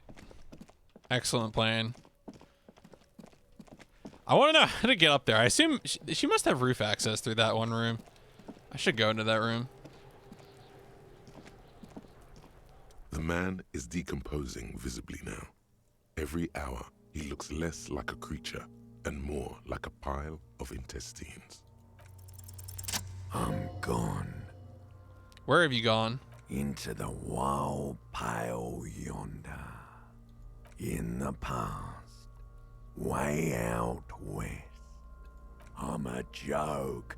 Look at me. A killer. A motherfucker. And a killer. Go ahead, Kobo. What do you mean? I'm talking to you, dog. It's the power of your imagination. Go ahead. Why do I Ask love me questions more so much? questions. You fucking love questions. Because you're a copperoony. Look at all of them go. Do you want more questions? Yeah, comical amount. Coming right up, copperoony Rooney. This is getting upbeat now. Is my name Rooney? Fuck no. You're no Rooney. I could be a Rooney. No, you don't. Between you and me, your name is probably Harry. That's right. Stupid, boring Harry. Yeah. Harry the mother. I appreciate this. Why do I feel like I've forgotten something terrible? Because you have. Who killed you? Love did me in, brother Copo. It was love all along. Love or communism? Huh? You said love killed you, but when you fell down, you said it was communism. You're misquoting me, Rooney. I said communism killed me. Love did me in. You really need to learn the difference, buddy. This is embarrassing. This is embarrassing. Sure, Lobo. I can ask you a question. Why are you doing this? Looking at my face. Motionless. Looking into my eyes. Standing here. Why are you investigating my murder? Maybe this will lead to something? Ha! The clown lips on the corpse appear to smile. Something is on its way. Something hidden. It's coming. A miracle from the northwest, and it's almost here. You can feel it in the air, on your hands. The cold spring air smoothing them over. You made me vomit a bunch, so I hate you. Do I remind you of someone? A child born with Muller's disease, harlequinism, grown up miraculously. A deep sea creature. No, not quite. Be fair now. You sure wrinkled out of that one, Coppolini. Come back later, Coppo. Amuse yourself Get the boots! with my frank manners. The body is reluctant to let go of the boots, as though it were its last bit of dignity. Wow. Kuno's little sneak pig's back for the booty. Yeah, fuck it to pieces for us, liar cop. Always go left. It feels like the leg is going to come off along with the boot, but you're able to get the boot to move a centimeter or two. Right boot. It's not completely useless. You're able to reveal a little more of the putrid polymer sock beneath the boot. Just relax. This is easy. This is happening. Just twist it off one by one. This is the right method. It takes some time, but eventually the boots come off, with nasty slices of polymer sock stuck to even bigger pieces of skin and rotting Got the flesh. boots. Look, he's skinning the fucker up good.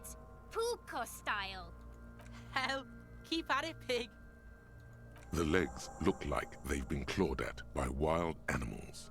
As for the boots, you can't possibly do anything with them until you've cleaned and disinfected them thoroughly. Yes, these absolutely need to be washed before. The stink is incredible. Didn't the Whirling have a kitchen? All right. Mission accomplished.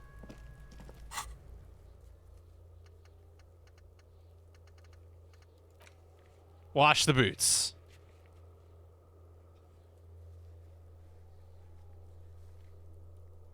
Yeah, look, I've paid good money to be in this place, so if I can't wash dead and rotting flesh off of advanced armor boots in their kitchen, then I don't, you know, what am I even paying for?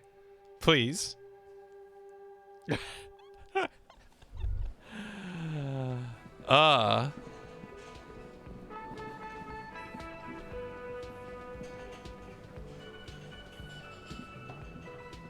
This industrial gas-powered stove has been used to prepare food for many hungry hostel guests.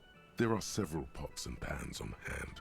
Getting the corpse residue out of these boots is going to require patience, and also a huge pot full of boiling water, soap, and white Master Chef. A commercial pot draws your attention. It's very large, gigantic even. It could be used to make enough stew to feed an entire city, and also to boil. We're so gonna boil them. This is gonna be great. There is a variety of soaps and bleaches in the cabinet to the left of the stove. There is also a bottle of white vinegar in the cabinet next to the fridge. It's bad with those boots. Don't be stingy now. Yeah, we need soap and vinegar. The delicious smells of cheap soap and vinegar waft up from the pot. All right now, chef. Light up the stove and boil them. The strong smell of vinegar forces you to step away from the pot. Uh-oh, wait, The water slowly wait. comes Why to does it a say boil. wait? Strips of polymer fabric and human tissue separate from the lining of the boots. They float to the bubbling surface. Beautiful. A 2-course dinner of rotten flesh and hardened ceramic. Wait some more. The boots look cleaner and cleaner. Those bits of human flesh are beginning to look cooked. You could smell it too. Just like beef stew. That's it, chef. The boots are as clean as they're going to get. Steam dense with the smell of strange meat disappears into the vent above the stove. A pair of real beauties. The boots are shiny, hot, and reek of vinegar. Just perfect.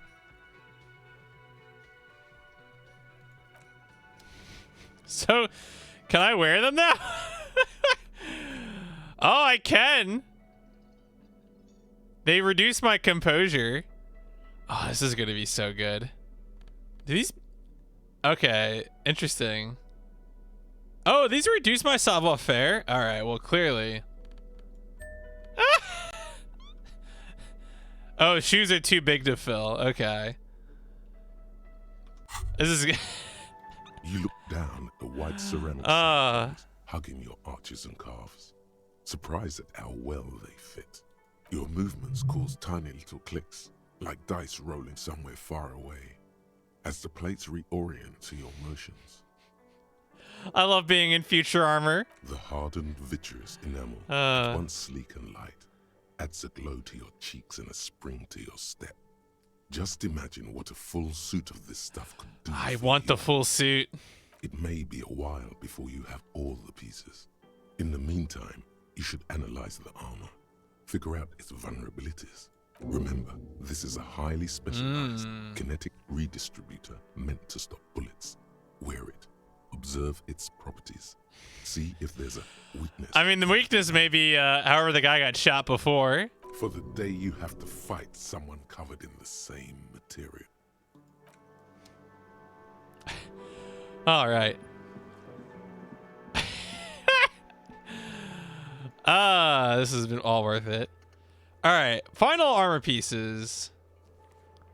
So, okay, well, we'll have to keep plugging away at that. Oh, that's right. Okay, so we can get more info on the armor tomorrow.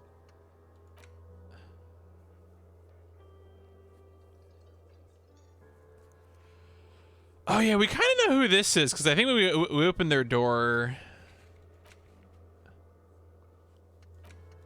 Track down the badge, the whirling secret passages, speed, cigarettes. Still looking for that. Okay, so we're gonna send the victim's body to processing tomorrow. That'll be fine. Oh yeah, we can wash off the death smell now. Let's go to our bathroom and wash off the smell of death. Now that we're experts in washing off death, we can go wash it off ourselves.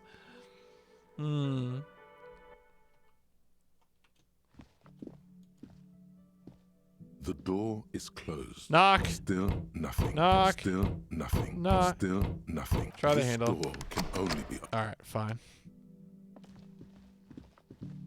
I'm pretty sure that so the woman staying there we talked to in like the very first day, I am pretty sure she's gonna turn out to be somebody. She's probably the 8th Hardy. Seems like a safe assumption.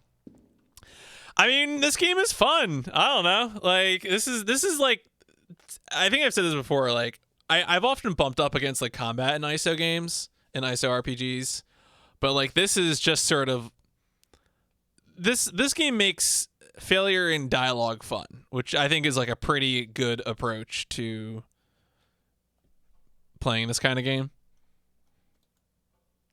This is not the cleanest bathtub in the world, but it's cleaner than you are right now. That soap scum smell. It smells like life, at least compared to you. Get a bath. The bathtub slowly fills with water. The water beckons. The water is only lukewarm, but still comforting. Take the amniotic fluid. A few beer cans are bobbing up and down along your flanks, like sad duckies. Take the cans out. Now you are alone with your thoughts in the tub. But it's easier than being alone with your thoughts outside the tub. Your fingers grow pale and are covered with tiny whirls as the water cools.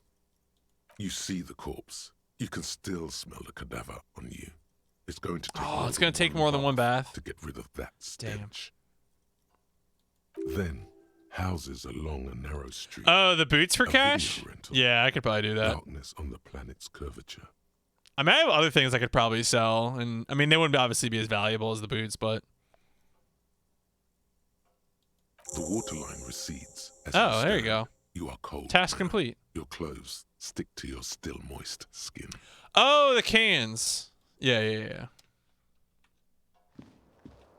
It's true. I do have the bag. I should put the bag back in my hand. That's actually a good point. I need to have the bag out in order to like see them. Boop.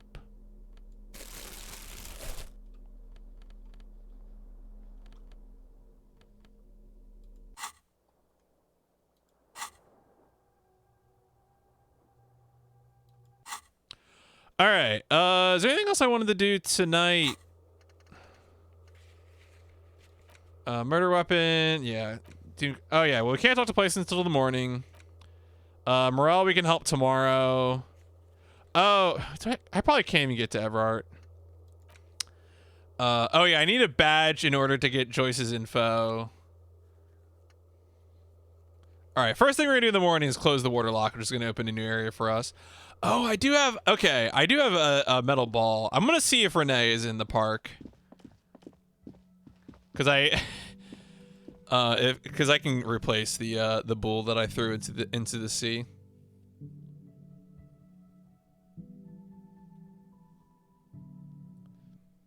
Because I know like by like 2 a.m. everyone's off the streets generally. Well, I think he fit the bill, but the gun that we got from the wall isn't operable. So like it's cosmetically in good condition, but it's not actually firing. And so I think we ruled that out as like a weapon just like the one that we pulled from the wall could be the murder weapon.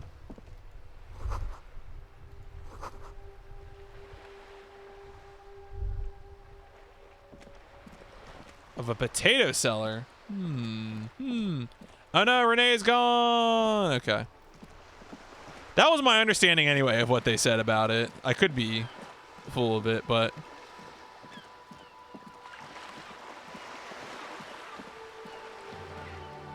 all right.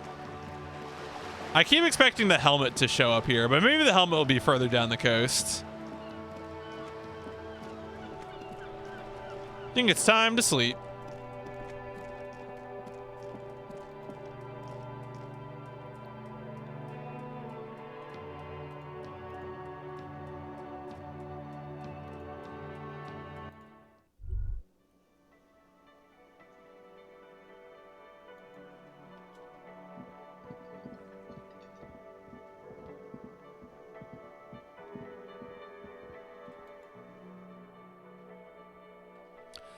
But it was a good productive day, and I did the important time-sensitive thing, which was getting the boots.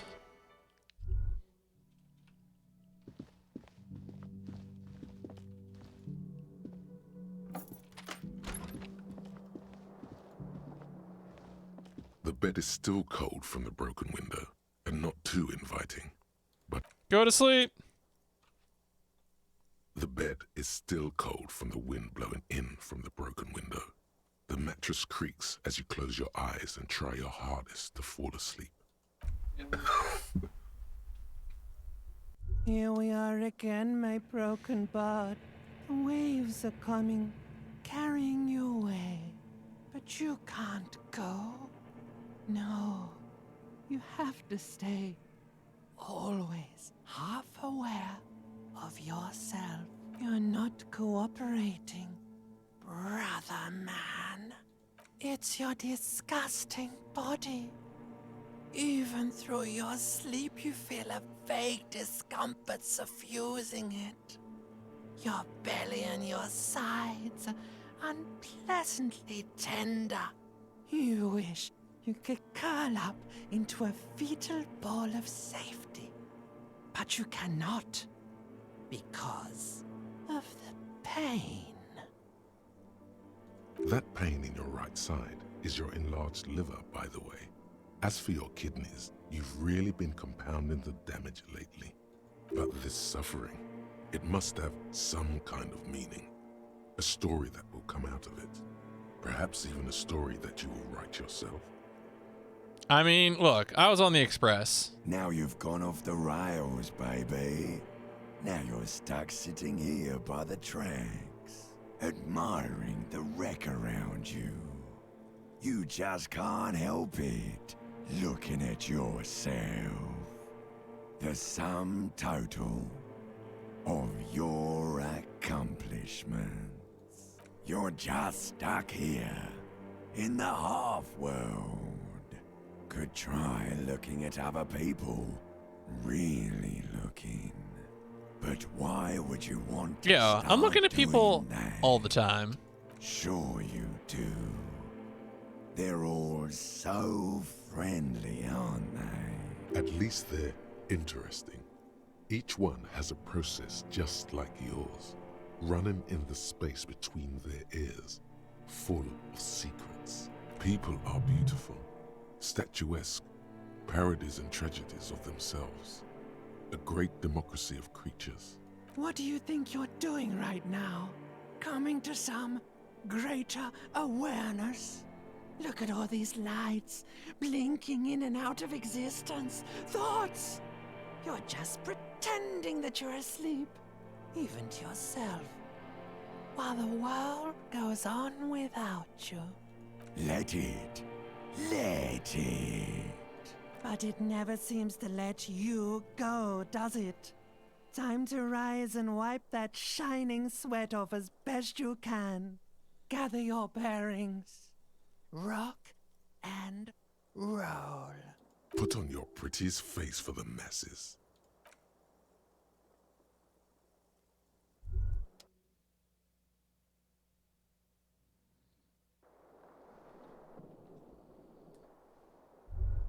All right, another beautiful day. Oh. Come on. Come on. You can do it. All right.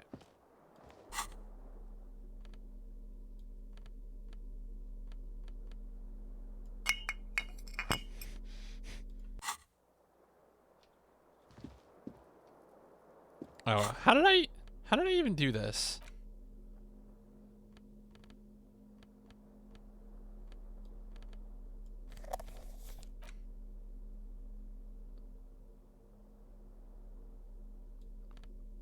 Forget now. How do I drink alcohol?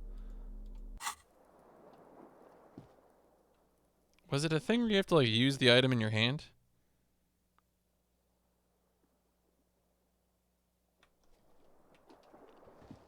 I'll just walk around holding the bottle.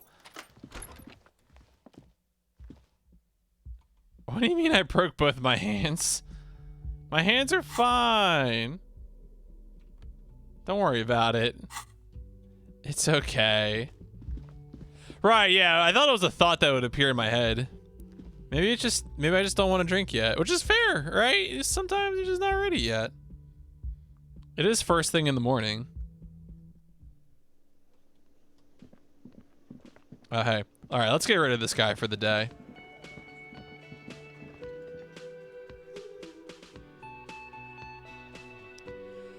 Right now, I have the bag out so I can get bottles, and then I guess for do I get a bonus from just holding this? Well, substance use, so I don't have a bonus from just holding it, but I literally hurt myself by using Prolodon. So that's for secret areas. So all these are just like useful things. Okay, and then this one is Inland Empire and Ledger of Failure and Hatred. Oh, that sounds like that's a great thing to carry around.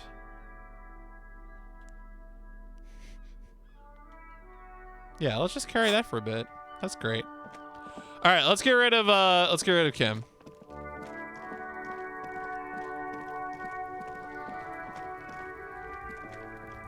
The man is decomposing visibly now.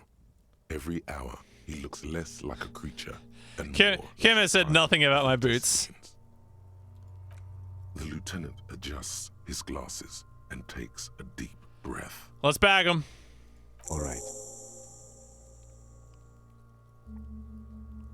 I will need a little help carrying him. You take the hands. Yeah, take the legs.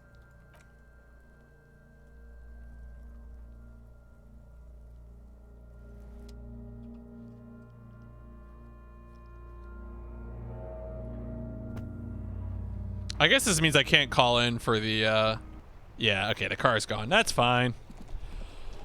Let's report my findings to Placence.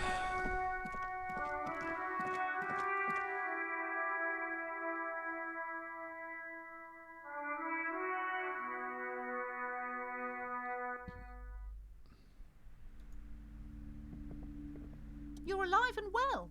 Don't keep me waiting now. What's in there? In that dark sarcophagus? The one you locked me in? Yes, yes. How was it? Tell her how ghastly it was. You know it's what she wants to hear. I knew it. Oh, such horrors that have been thrust upon us. But what else did you find? Did anything survive? No, of course not.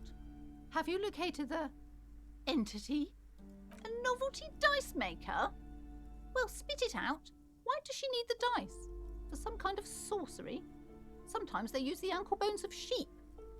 She's just a businesswoman like you. I don't understand. If it's not her, then where is the source of the doom? How did she explain the curse? The narrative she's built herself, it does need tearing down. To hell with it. Perchance you ought to just lie, sire.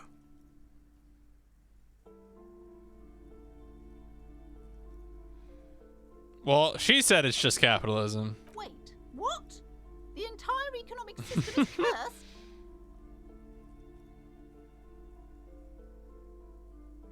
Yeah, you need world revolution. Another revolution?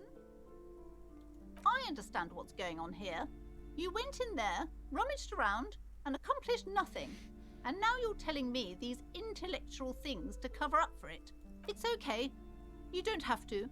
I was wrong to trust another person. I will manage this psychic calamity as I always have. Alone. On my own. Thank you for nothing. Wow. Please, do buy some books, or be on your way. Well, you got what you deserved. Wow. Total psychic collapse between you two right now. There was never any other way this could have gone. She's just too far gone into her own mind. All right, cool. Let's get to the, you gotta get to the waterlock.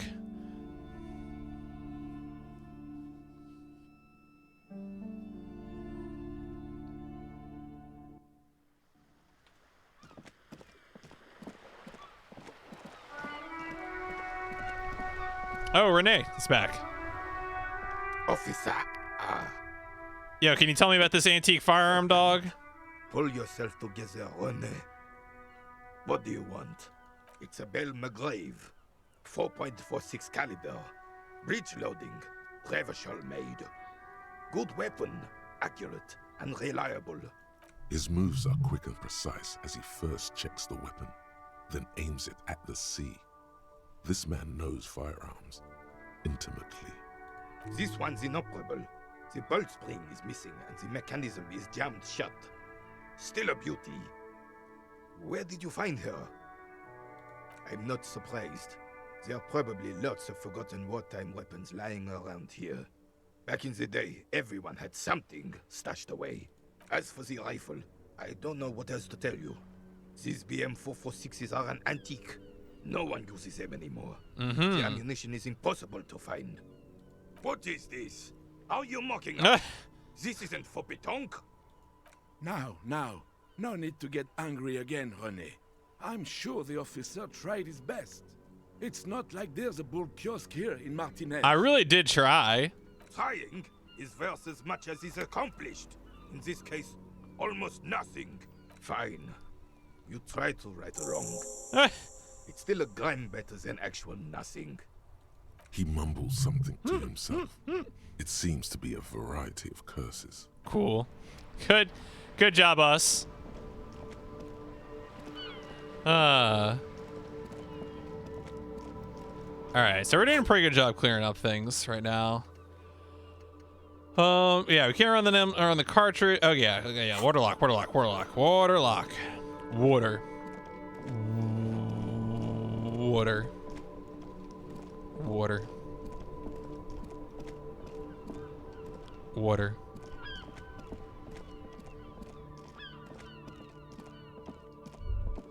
Water. What? Water. Let's do it. It's Wednesday. A rusting control panel with loose wires dangling out from the hub. The waterlock starts moving.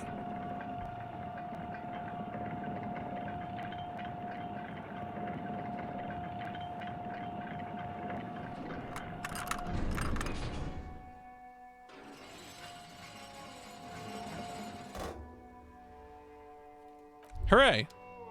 We now have access to a new area.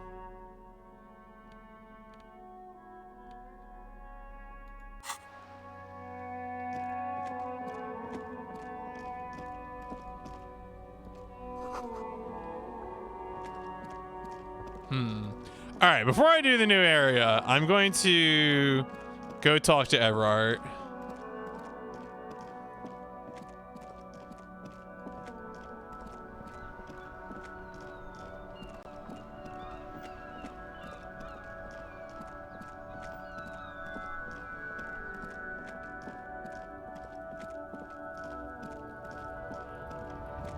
Well, I'm passing here. I might as well turn whatever bottles I have in.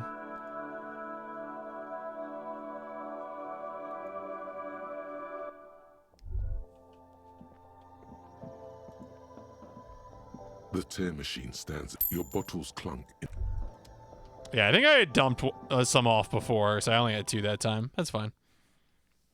Still good to do.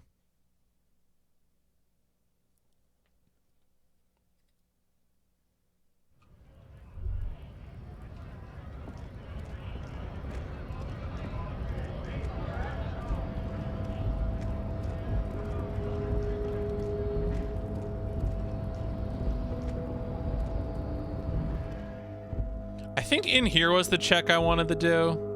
I think there's a perception check in here.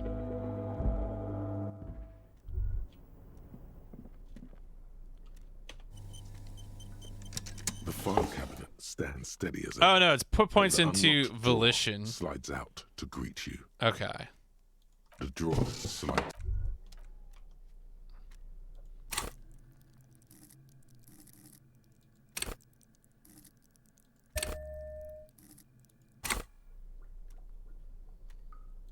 The file cabinet stands steady as Come on. and the unlocked drawer slides out. Whatever's hidden here is hidden well. Concentration isn't enough.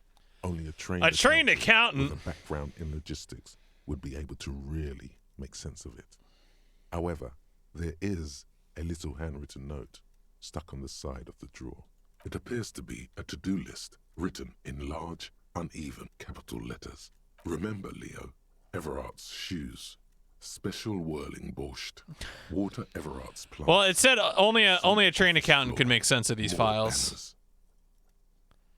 Leo, Everart's shoes, special whirling borscht, order Everart's plants. Okay. All items on the list have been crossed out. Well, they didn't give me the file, so I can't give. I'm sorry. Doesn't look too incriminating, but still feels like a find. Remember, Leo, Everart's shoes. Special whirling borscht. More banners. All items on the list have been crossed out. For The drawer shoes. slides. Okay. What could that mean? I'm gonna put the flashlight back on my hands.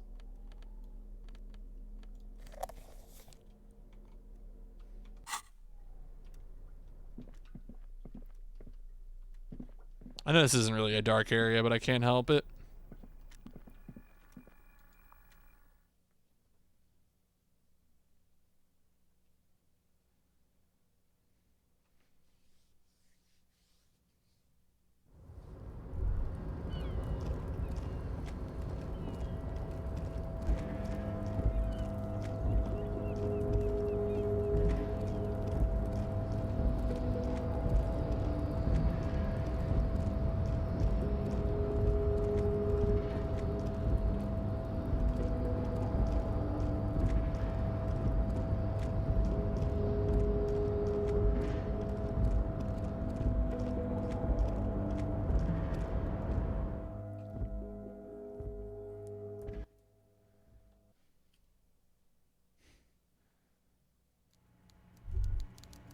All right, Everard, I did your dirty work. Oh, no, there's like a... Okay, there we go. Mr. Dubois, a pleasure as always. You don't have to sit down this time, since you've already sat on that chair.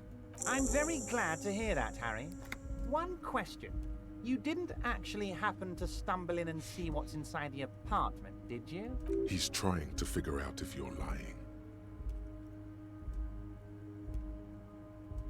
I mean, the deal wasn't for me to go inside, so I didn't. You're right, Harry.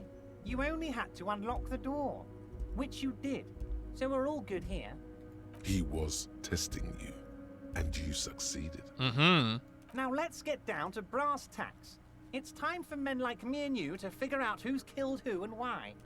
Real police work is gonna start happening now. I promise you, Harry, this is gonna be good. There's a collection of mugs. By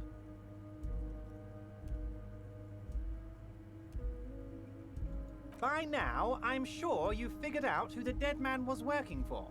The bad guys. Wild Pines. Sent to scare us. Another violent measure of the top hats against us flatcaps. Harry, this strike is the culmination of many, many mistakes made by the Wild Pines group. They tried to shut the strike down by sending in armed mercenaries. A security contractor? Can you imagine that? Workers standing in peaceful protest, united in the spirit of fellowship, and they send hired killers to mow us down with machine gun fire? I'm talking beasts, hardened killers from proxy wars in Yisut, Semenine, Saramoritsa, you name it, they've done it.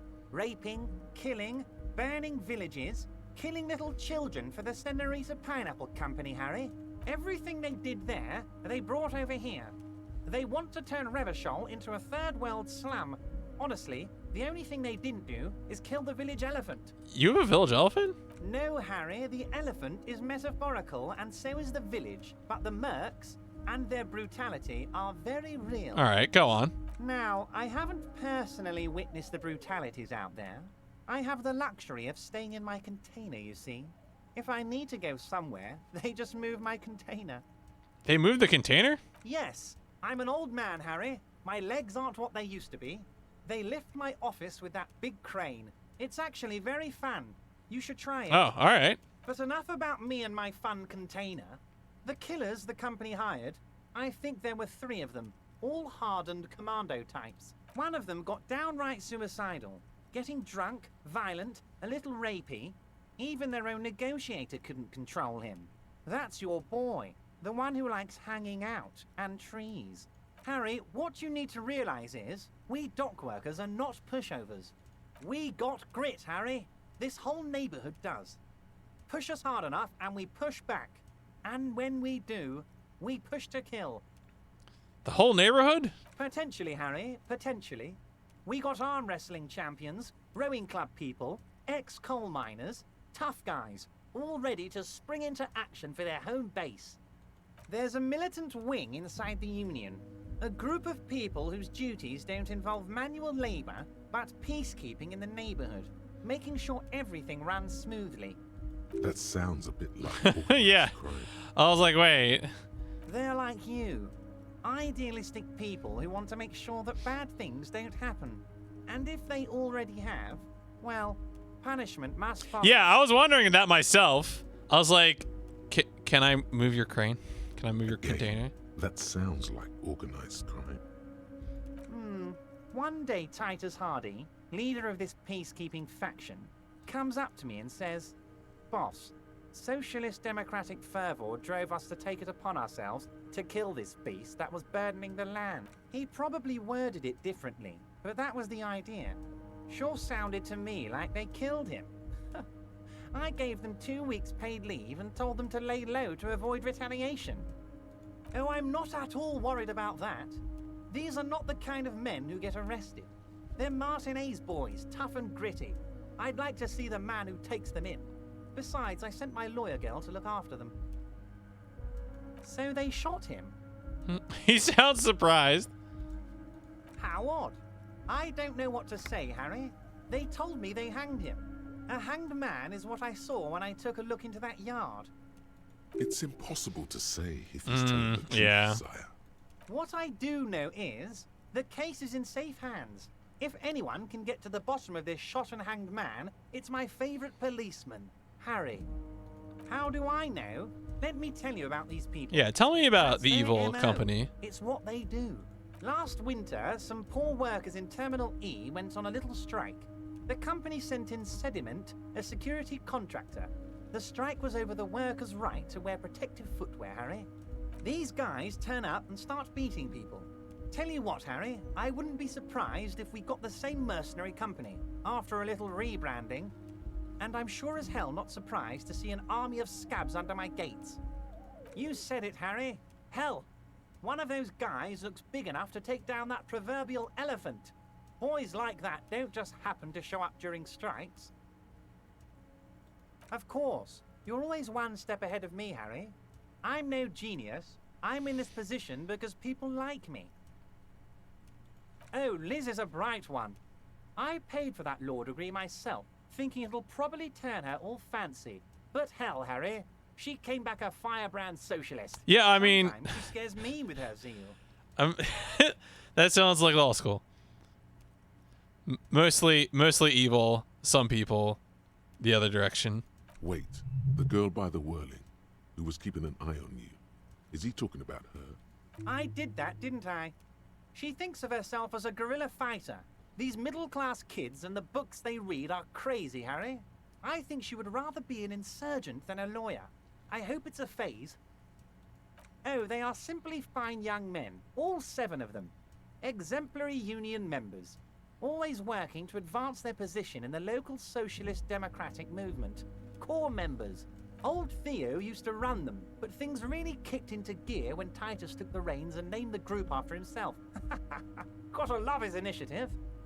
Harry, they're almost all of them great guys, born leaders. Whatever happened, I'm sure they only had the best interests of Revachol in mind.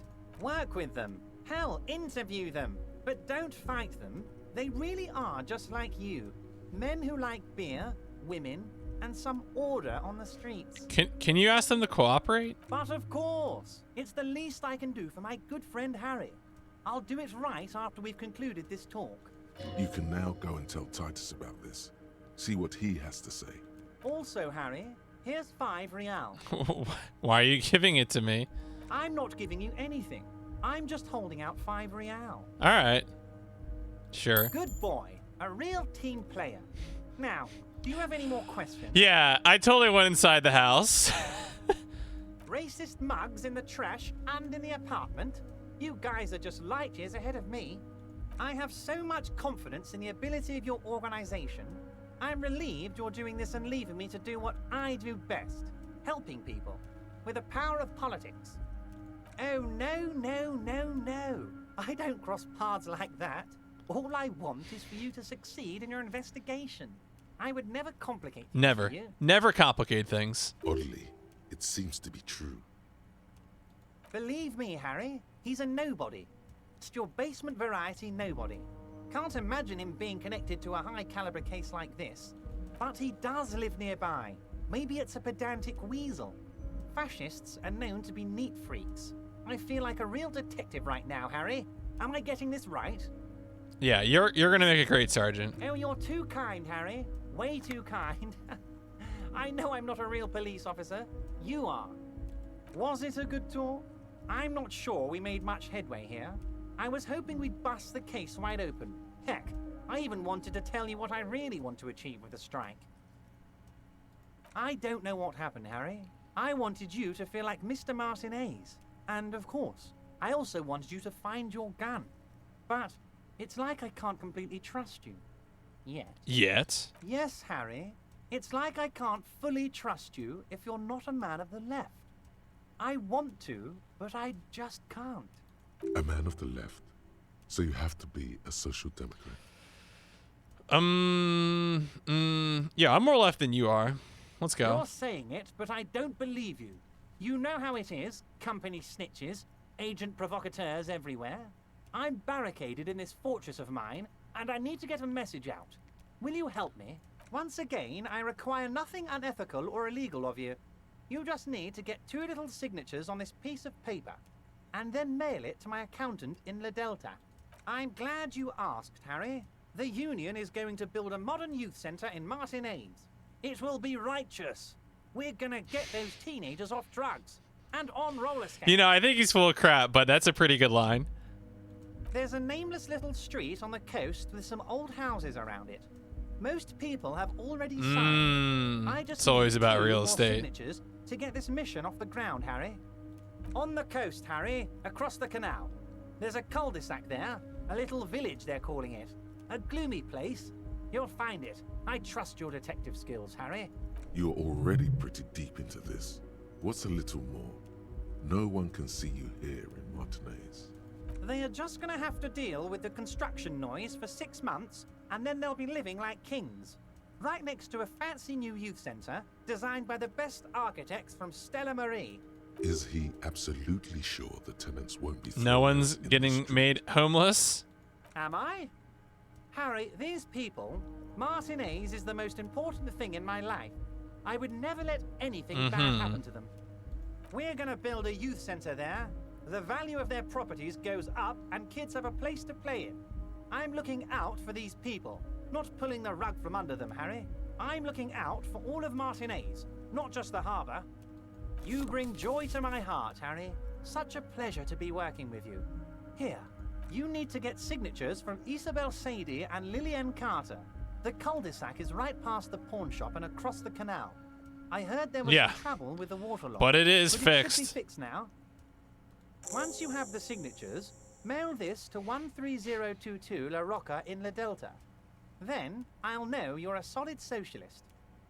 See you soon, Debardeur. Just kidding, but not too much. All right. We did some work there. Okay, yeah, so there's the signatures. Am I a scab fixer? I mean, so what if some scabs disappear? No one's gonna notice that. No one cares about scabs. Okay. All right, so I guess we'll just go explore that waterfront area. Let me look at what my my tasks are again. Still don't have a tape. Don't have a lead for this. We should go to that apartment, actually. We should go to the Weasel's apartment. I want to do that and see if, because if we that person is probably who we need to talk to.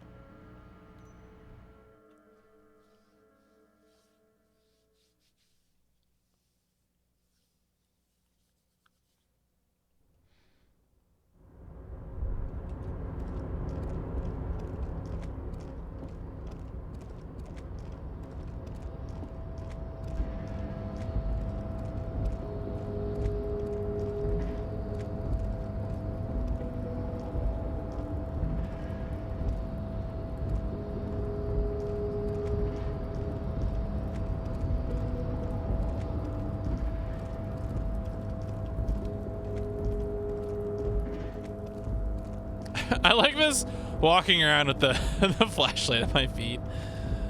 Very good.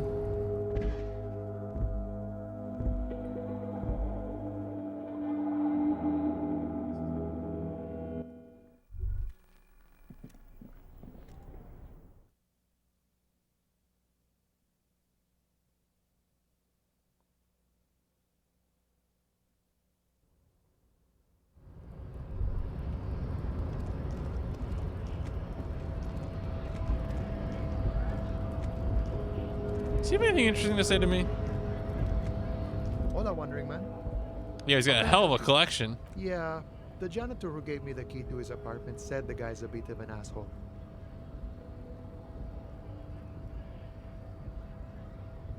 Like I said before, I don't know much about this weasel, but the bossman said he's a...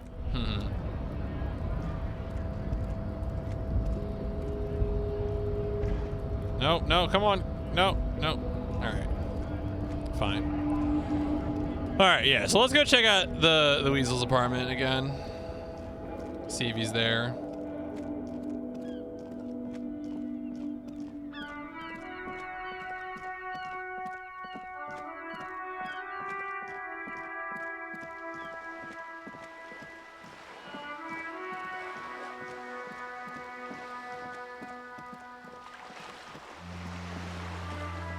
Oh, no, wait. Is this... This is... No, it's up here.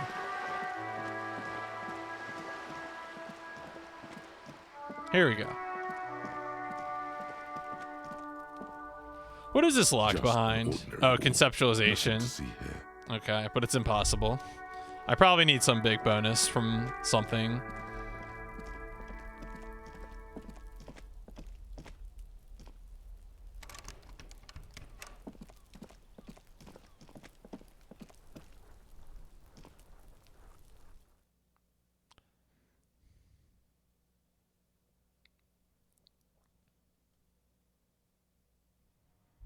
Yo, hey, Resplosion. Oh, damn it. Dude's not here. I was kind of hoping dude would be here. It doesn't seem like there's much to do besides click on the mugs again. All right.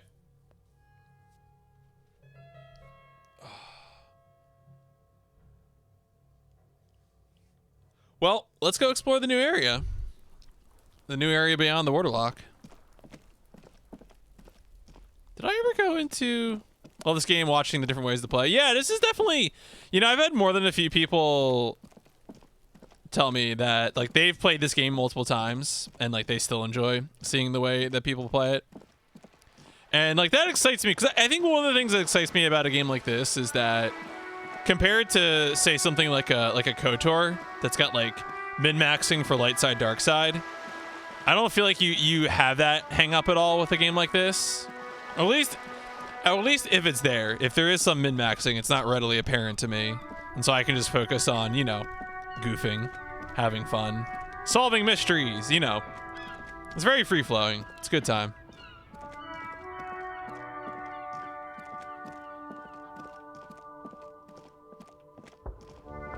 All right, new land. Let's see what we got here.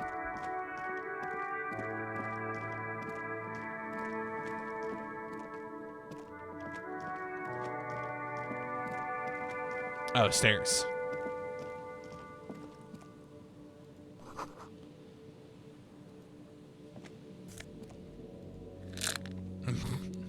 my throne of magnesium. No entry. All right. Really, I'm just happy I got the boots. That was really what I wanted out of this. I wanted those damn boots, and I got them.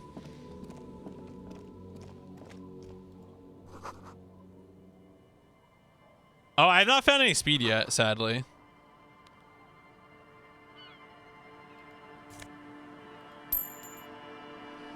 Plays me first. Curious about all the really strange stuff. Yeah, I mean, I like being weird, you know? So, you know, why not? And I mean, I really love that one of the loading screens encourages it too. They're like, you're a cop. Just say shit. Don't worry about it.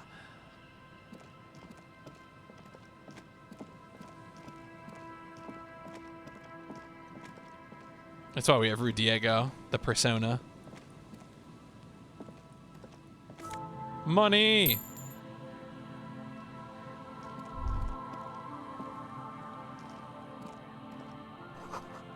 To the Ghost of Us.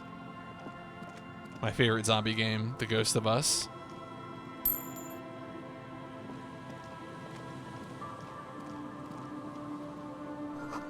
A swing is missing. It was a swing and a miss. Oh, a swing, then a miss, excuse me. Left their music collection. Oh, yeah. Oh, is it? Yes! Yes, we got the tape! All right, we are... Yes, yes.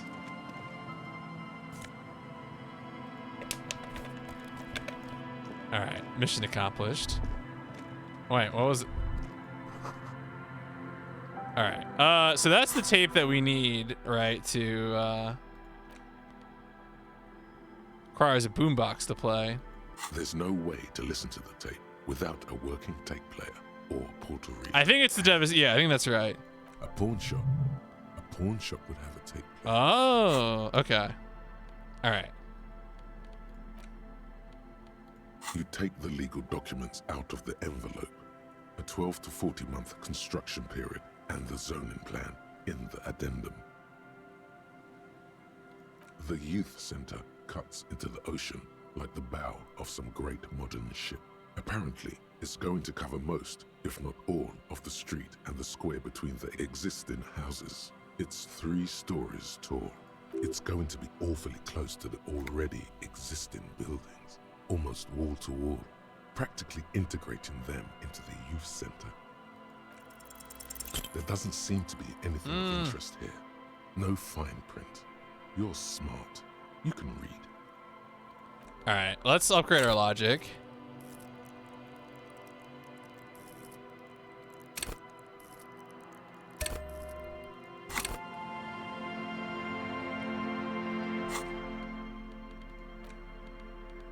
You take the legal documents out of the envelope. A 12 to 40 month again. Doesn't seem to have. All right, fine. We'll deal with that later. Don't snake eyes me, jerks.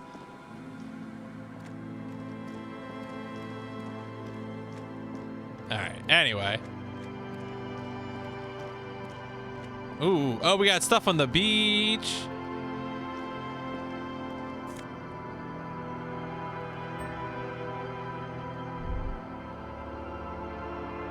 Yeah, I guess I could have scummed it more. I wonder if a game like this would have some sort of like deterministic thing. Like I'd have to do something else in order. In the icy water, slowly sinking into the Insulindian Ocean. Only the cabin top, rear wheels, and the engine remain visible. Remember the tire tracks in Martinez? This is where they were.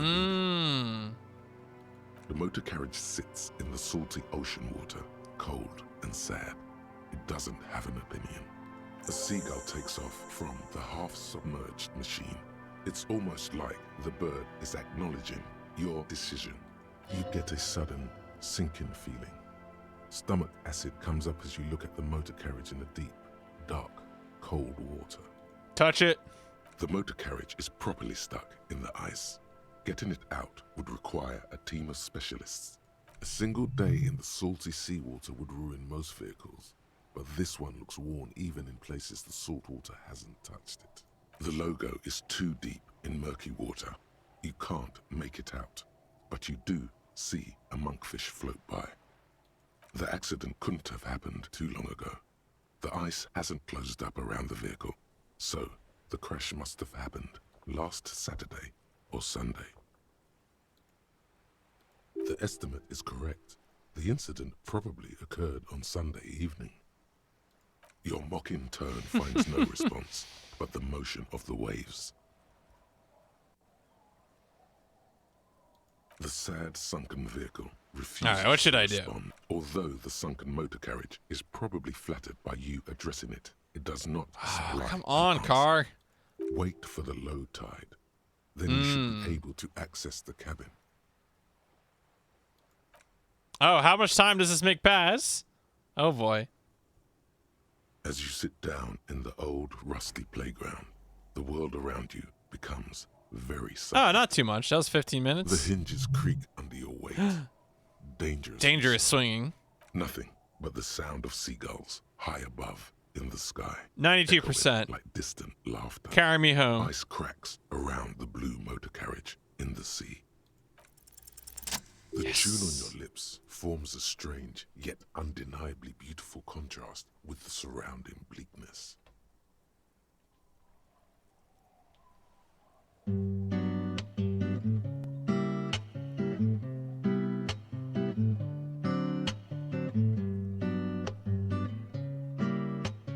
It's sad that no one and nothing but the sunken vehicle is here to witness it, but the unexpected beauty of the tune lifts your spirits nonetheless. The clouds pass in the sky, and the shadow of the swing moves like the hour hand on a timepiece. 30 minutes have passed. Looks like this might take a while. Time to present a good topic for discussion. I was doing a gag. I was doing a gag because they said he was whistling a dramatic tune, and so I played the whistle song from Deadly Premonition.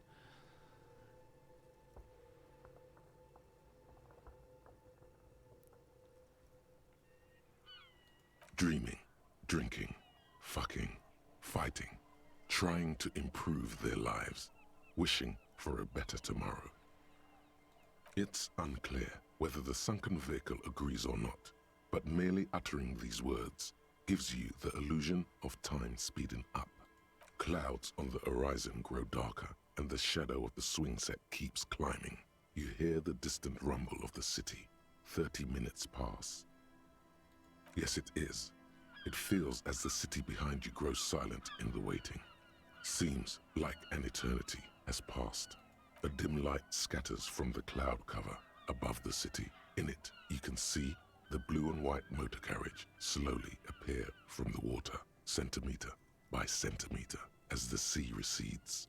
It's a Caprice 40, a workhorse of the motor park, favored by the working men, government offices, firefighters, I guess, maybe animal control people. You know, those kind of people. Yes, Harry, it's the number 41, the number of our precinct. I hoped you would come back for me. I don't own that number. Come on, Harry. There's nowhere to run. It's just you and me, old friend. Look, anyone could have driven it into the sea. Come on, Harry. There's nowhere to run. It's just you and me, old friend. Oh. Come on, Harry. I'm so sorry, Harry. A massive pit opens up in your stomach, and the most terrible feeling comes over you. No. Just nope. Say no to this, Harry. It is mine. Yes, Harry, you did. No matter how many times you say it, it won't change the truth. The sooner you accept it, the sooner you can move on. Maybe I was in pursuit of someone? You were not. I can fix it. No, you can't. The damage is too extensive.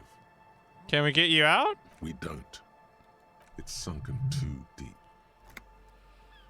Oh, man. The badge, the gun, now this. Keep moving. You're a shark. You stop, you die. After losing every single thing you were entrusted with, I wouldn't hold my breath. Well, let's go see what's in there.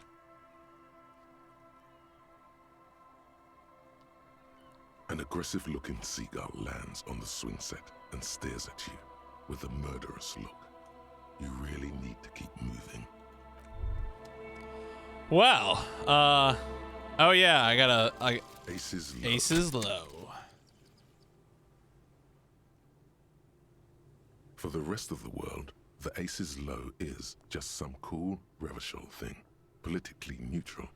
In Revachol, it still holds revolutionary connotations. Also, have you looked at Lieutenant Kitsuragi's clothes? He wears a bomber jacket, just like the ones worn by aerostatic brigades.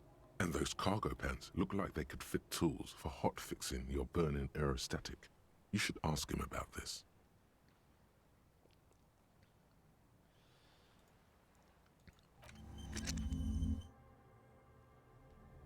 All right, let's think about things.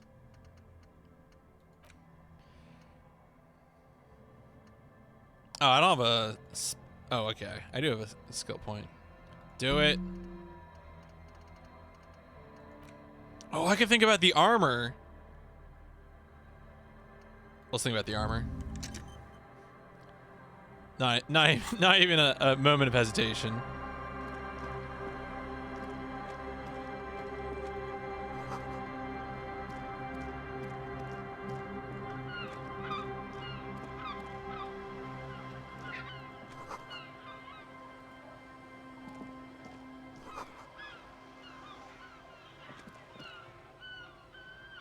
A bottle drained of all its booze, frozen to the ice.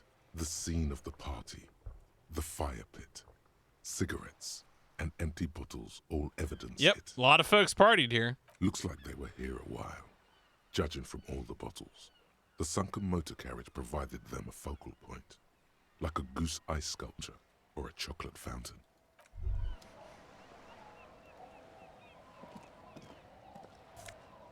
Oh, it's my badge. Hey. Oh, it's commander jacket.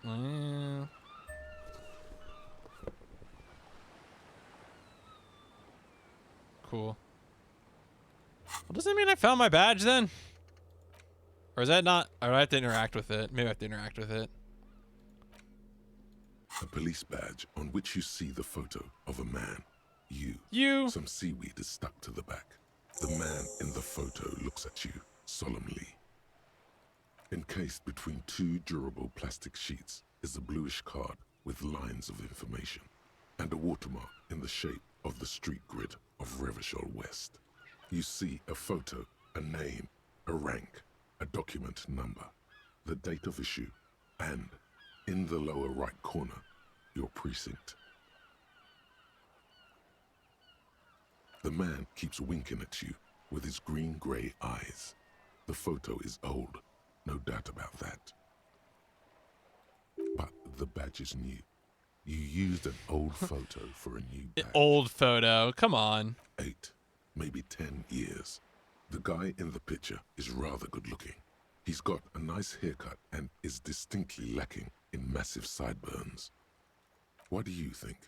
His face is already contorted by the expression, although it looks less grotesque on him than it does on you now.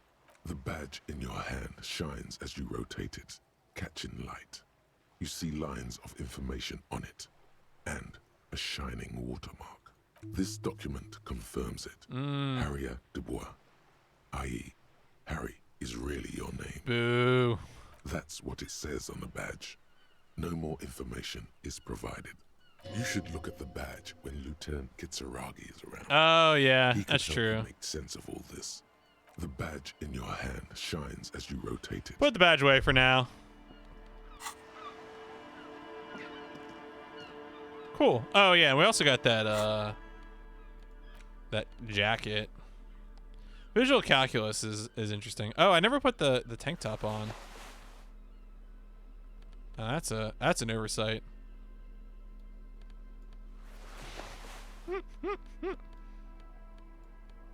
There we go. Now we're dressed to kill. Perfect.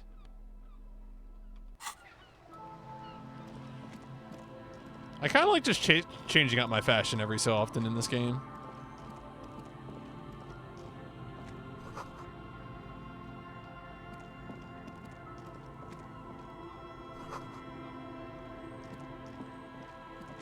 I really want that helmet though. The kid really kicked it into the sea. I want to know.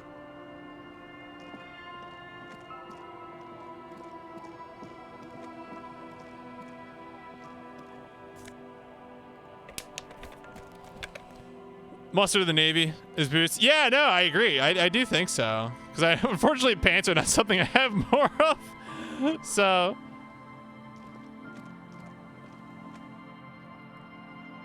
Let's see what's going on in this place. Gotta acclimate myself to this new area of Martinez.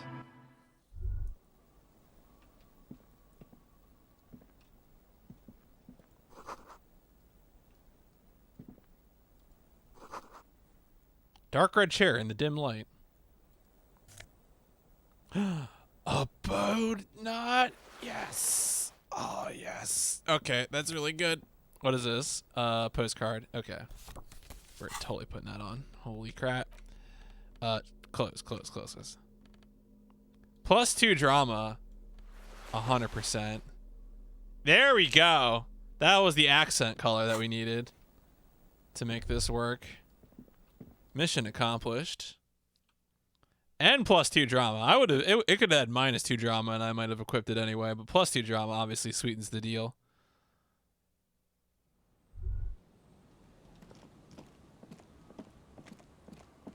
Great news.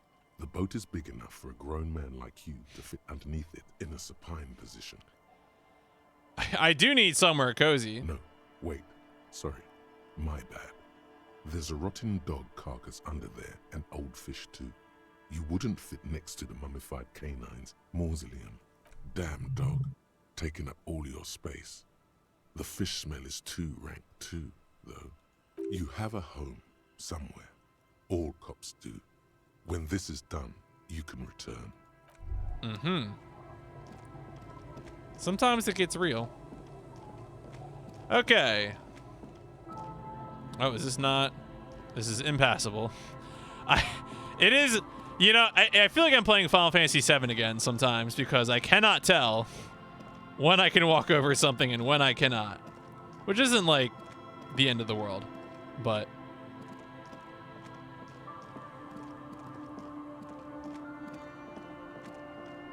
more an observation.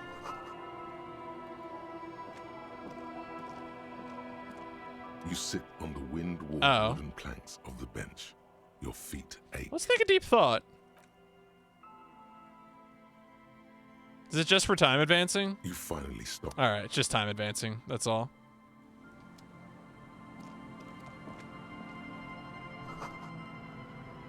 Oh.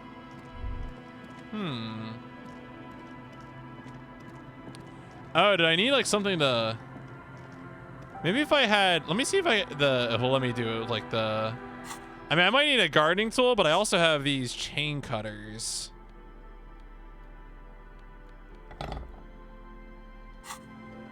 I mean, I would 100% cut thorns with chain cutters, but I realize not everyone is as ridiculous as I am.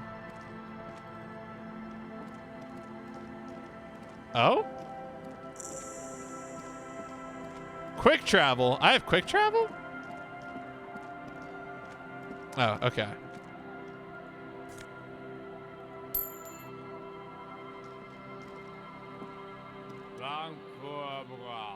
Don't call Abigail. The noxious odor emanating from the drunken man is strong and familiar. Don't you call her? Yeah! Don't call Abigail! I am the law. Abigail. Oh, Abigail. All right. Who's Abigail? Uh-huh. Abigail. Don't you fucking call Abigail. Sir, it is not even noon. You're not going to get anything out of this guy. He's too drunk. Tell me about your friends. Don't you fucking call her. Hear me? Abigail? Don't call Abigail. The man hiccups, then mumbles something. Answer my questions. The drunk man starts coughing. Oh, is he gonna die? Disgusting, hacking cough. He snorts and beckons you to lean in closer. Lean in. Don't call Abigail. Okay. All right. Don't. I deserve that. Don't call. Oh, and then he passes out. Okay. Fair enough. Good to see you, friend. Do I have deals set up for you, buddy boy? Does he actually know you? Or is he just shopkeep friendly? Good to see you too, friend. So what do you want? I've got smokes. They're cheap. Very cheap. Ooh, smokes. I've got Pilsner. Great deal. You won't get a better deal on that piss. Oh, and speed too. Spirits I can let go for 300 real. I also have speed. Oh, and but by it's speed, gonna I'm hurt my less- health. I could get some speed, but I might not be able to sleep somewhere tonight. Better buy some speed. Friend. See, friend, it's real valuable. Worth every real if you can. You know, it's funny actually. He's finding it difficult to focus his watery gaze. What? What was funny? This guy. I don't want the So spirits. what do you want then? In the civilized world, it's a custom. All right. Well, let's help ourselves here.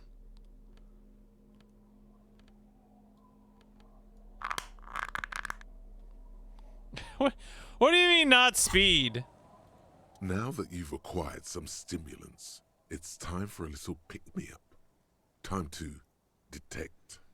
Will it make me into a super cop? It'll make you into more than that. Mm-hmm. A mega cop. This is your modus operandi.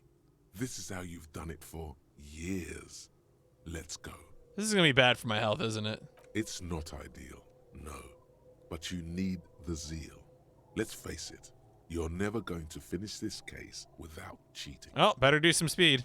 You raise the bottle, close a nostril, and inhale furiously. The rush is almost immediate. It tastes bitter and caustic and stings a bit inside your nose. Well, back to being Officer Megacop. Now the taste is slowly receding into your throat. The rush is growing in intensity, your little heart pounding like a bird in a cage. A sweat breaks out across your brow. Your jaw clenches. And, let's be honest, there's a little chest pain. The good kind. The good kind? You may want to blast a nosophed or something. You could work with this high. Like, literally work. Solve the case. File some papers. Maybe clean up your hostel room. Then solve another case. Then start a side investigation into the paranatural. Then build a radio computer. Whoa, this shit is strong. This shit is disco. Are there any downsides? To this? You kidding? There are downsides to not being on it. There are massive downsides. It's a potent neurotoxin. You're turning yourself into a frayed idiot. Cool. Let's boogie. Spring. Everything is clear around you. You're ready to concentrate on the next task in the task chain. All right. We got some speed. Mission accomplished. Hey, Tequila! Good to see you. How's business? How's the whole reality situation treating you? So what's happening? Tequila? Yeah, Tequila Sunset. How are the, high-concept, reality-based adventures proceeding? He says it like it's obviously your name. Like you call someone Billy Brunel or leader of the 4th Street gang. I don't know. People tell me I'm a cop. Getting used to that. It's good to hear that you're on top of things. Talking about used to, Did you know that I used to be a real mover and shaker? Sadly, things aren't going that well in Idiot Doom's Spiral Land. Haven't found those keys yet, haven't won that great piece of ass back. No word from my business buddies. Idiot Doom Spiral, huh? This is bound to be a good, high concept. Yeah, you keep saying Tequila Sunset. It's you. You're Tequila Sunset. We've met before. Don't you remember? No, you No. sure don't. Aha. Do you want to know how Tequila Sunset came to be? Go ahead. Mm-hmm. Let me take a sip to moisten up my cords. Tequila Sunset rolled into Martinez last Friday, and by Tequila Sunset, I mean you. The man, the myth. Was I alone? Hey, let's not jump ahead of ourselves. This is your story. Stop interrupting. You got here on Friday to solve a case, hoping to be the early bird who gets the worm. And by the worm, I mean the buzz. Because as far as I know, all you did was get piss drunk.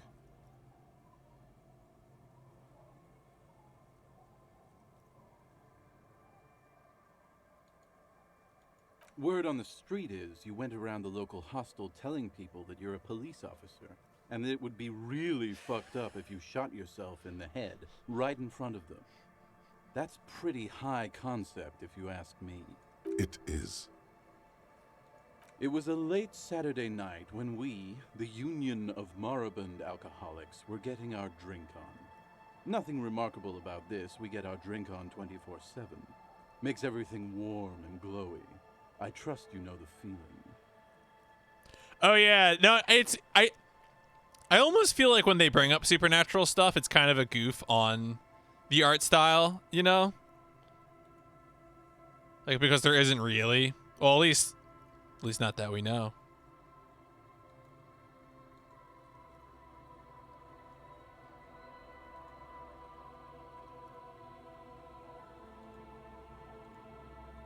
One moment we hear the sound of a motor carriage revving up somewhere on the plaza, followed by a series of dings and bangs. Do you remember the sound of wood cracking? The billboard? Naturally, loud noises pique the interest of anybody owning a pair of ears. That's just the reality we're in. Anyway, there was a brief silence, a gasp of silence, if you will, followed by a real commotion.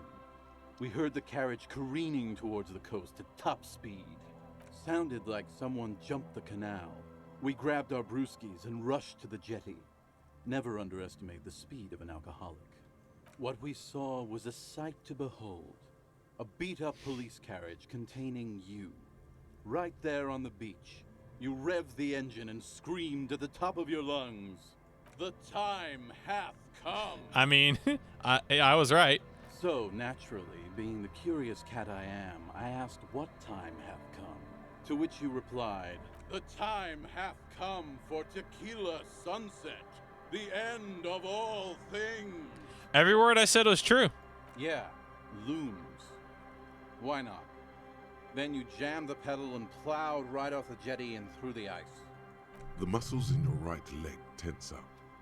We ran towards the ice whilst you crawled your way out, miraculously unhurt, covered in seaweed and shit, like some kind of sea monster. When we finally got there, you were sitting on the beach crying. You said that your badge and uniform were in the car. It was too late to get in there, though. The carriage had sunk too deep. Recognizing a brother in need, we offered our condolences and invited you to party with us, which you naturally agreed to. We asked about the whole Tequila Sunset thing, and you told us it was your name now and insisted that we all call you that from then on. Ah, sounds pretty good. Yeah, I agree. Hours. It was an all-night drink-a-thon. Then, at some point, I think it was Sunday morning, you got belligerent and wanted to talk about Revacholian women. How they're beautiful and also whores and so on.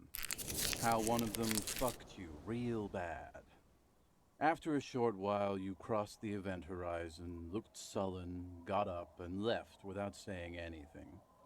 It was the greatest thing this fishing village has seen since Rosemary tried to use a crab to open his beer. Oi, that was a classic. That was a film. classic. Did I tell you anything about this person? You were pretty vague about it, but you kept saying you got fucked real hard, and that we've all been fucked too. No one's fucked me. I do the fucking around here. Abigail. It seemed pretty painful, to be honest with you. If I had to guess, I'd say you're still working through some shit. Is there anything else? Beside your gun and your badge? You said something about your hope or heart or something. To be honest, the details are a little hazy. In retrospect, I guess you lost your motor carriage too? That's a big one. That is a big one. You told us that they were a bunch of fucking losers whose main interest was cramping your style. That's a pretty accurate statement. No specifics, though. It was more about you that night. You said it was no biggie and that you'd solve it in no time. And that you didn't need anyone to do it. You're doing it solo now. Yeah, you kept talking about how the coal mine owners were fucking us all over, just like that woman fucked you. I didn't agree with you, by the way. The spectral hand of the market makes sure everyone gets exactly what they deserve. You kept calling yourself a goddamn superstar who'd cleared 501 cases. No thanks to the squares at the precinct, as you put it. It's a hard thing for a man to confront his past. That's why I avoid mine at all costs. Yeah, I can tell. Whoop-de-doo. So now I'm a fucking storyteller. Right. Well, Yeah, how did you become better Idiot than a Doom beach Spiral? bum. It depends, really. Are you willing to help me out? You might get scammed here. This is gonna cost me a lot. No, the reality of the situation requires a rather modest contribution. A little motivational package. You need drink. Booze. Did you already forget our party? The thing I relayed to you earlier. So, have you got anything for good old Idiot Yeah, here, Doom Commodore Spiral? Red. Classy. Hey, Spiral Boy, you gonna share that? Shut up, guys. I'm telling a story here. Something happened to you. Something happened to me, too. My actual name is George. But around here, you already know.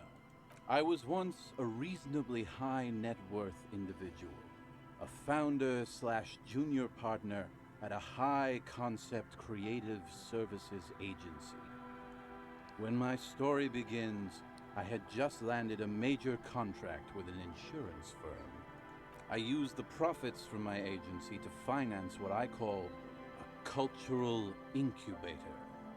Abstract value generation, value per person, high concept stuff. I developed the paradigm, worked within the paradigm, but the burden of leadership weighed heavily on me. So I went jogging every so often to keep myself sane. Wait, how many people did you have working for you? 22 full-time employees, an all-star team, a potentially historical set of individuals. Worrying about them often kept me up well into the morning hours. It did. With my trusty Sansarique tracksuit, I felt like I could conquer the world. But now dreams are worn thin, much like my tracksuit. What happened? One day I left on my evening run. As you may know, it's impossible to clear your head when you're distracted by the sound of keys jangling in your pockets. His eyes are clouded. His dilated blood vessels encircling his irises like stinging brambles. His eyes are your eyes. So I removed the key ring and put the keys for the front gate and the apartment into different pockets to stop the jangling, you see. At least, that was the plan. I was halfway done with my usual lap when it started to rain. The reality situation became very wet, very quickly. Wet, okay? It was hard. Raining really hard. I made my way back home and discovered that I didn't have the key to the front gate. I'd mixed it up with the key to the letterbox, which was useless. Naturally, the situation required me to climb over the gate, which I did. There was no climbing down because I slipped and landed on my ass. Ouch. Ouch indeed. Reality was looking rather grim just then. Me lying on my ass in a mud pit in the middle of a heavy shower. But when life knocked me down, I always got up. So I made my way across the yard. Standing in front of my apartment door, fumbling with my pockets, I realized that I'd also forgotten my apartment key. I rang my neighbor's buzzers. It was late, and most of them didn't even answer. Those who did assumed I was trying to sell them something and hung up before I could even explain the situation. People are naturally wary of ad men. Yeah, I wonder why. One moment someone chats you up, 5 minutes later you've bought a box of edible lingerie and a strap-on. I don't begrudge them, especially since I was known to be one of the best. Just then, I experienced a moment of clarity. I still had the key to my office. I could wait out the storm there. But when I reached my office, I remembered that I'd asked one of my producers to change the locks that day. And since I hired only the best, he'd already done it, and I couldn't get in. Anyway, long story short, life spiraled out of control. I haven't gotten into my apartment for years, and my girlfriend left me because she didn't want to date a homeless man. The company, well, you see where I'm going with this. So, now you've heard my tragic tale. What do you think? Like nothing you've ever heard, huh? Wait. Tequila, I've thought about this series of events for a long time. If there was anything else to it, I would have thought of it by now. I don't know if I can believe this. Me neither, Tequila. When I lost my keys, I lost more than access to my apartment. I also lost my leverage over humanity. I wasn't a high-concept creative director anymore. I was just some homeless asshole with a premium Sansorique Lycra tracksuit. There you go. You can't imagine what that does to a man's confidence. Anyway, that was all the story one bottle gets you. Almost empty, this one. Any more stories? I do. But as you can see, my fuel tank is running quite low. All right. Well, I don't have any. Catch my drift? Cottonmouth is keeping my... You too. All right. See you later, idiot Doom Spiral. What else we got going on around here?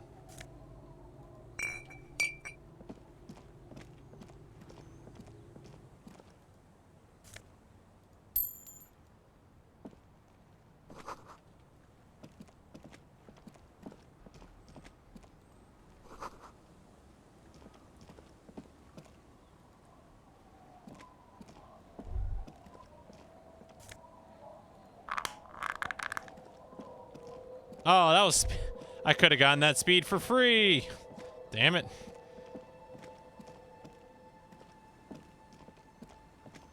That was a story. And, okay. Oh, we got some new trousers. Inter-Esalary trousers. Oh, those decrease my sawball fare. No, thank you.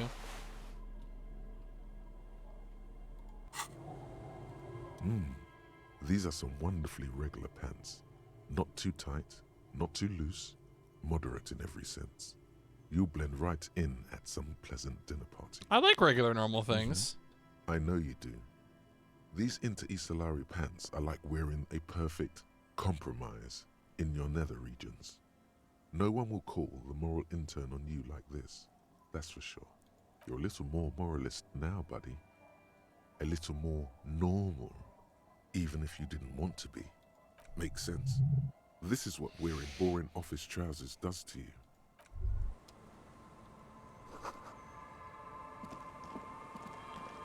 That all seems accurate to me. If the pants fit.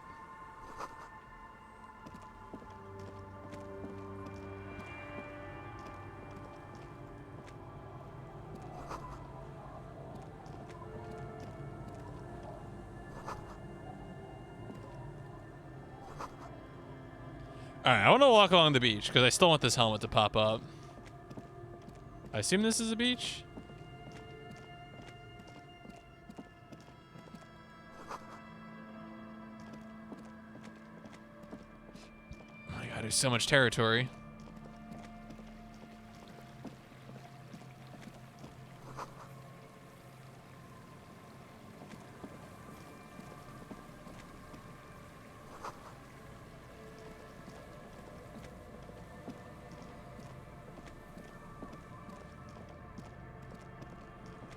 Oh wow, there's even more territory out here.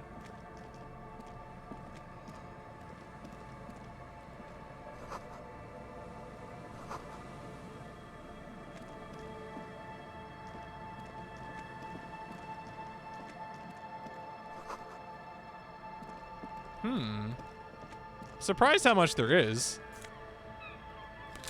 Oh, superstar sunglasses.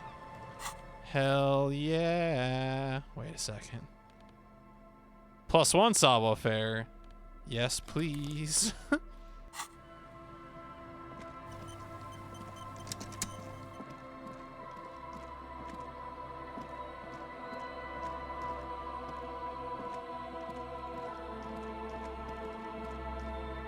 A scattering of bullet holes is spread across the cracked wall, reaching from one corner to the other. The density and spread of these bullet holes is surprising. This takes a lot of bullets. Fully automatic rifle fire. Unable to piece together the big picture just now. There's a hole in their hypothesis. The scattering of bullet holes looks like one... Wait, what was it again? It was for bullet holes is spread across visual the cracked calculus.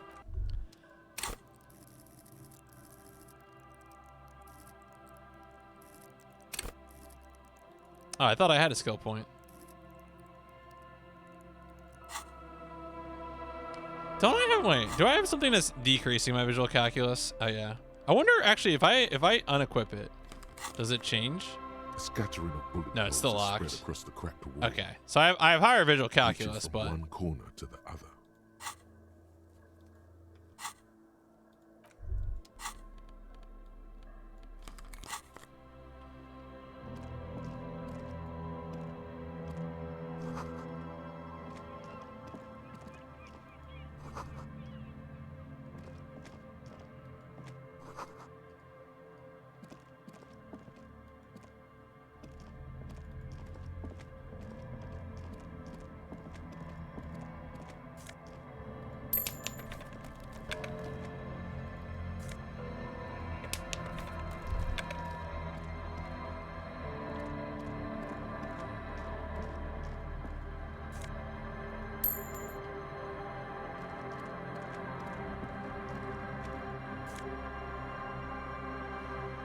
Peepo.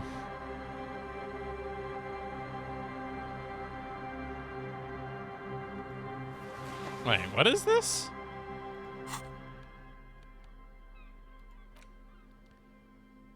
Oh, it's a hat.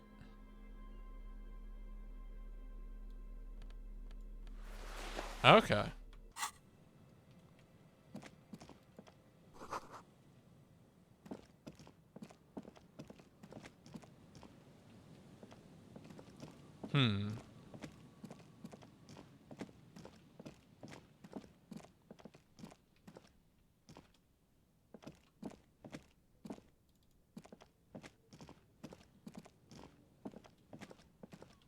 All right. Weird stuff out here.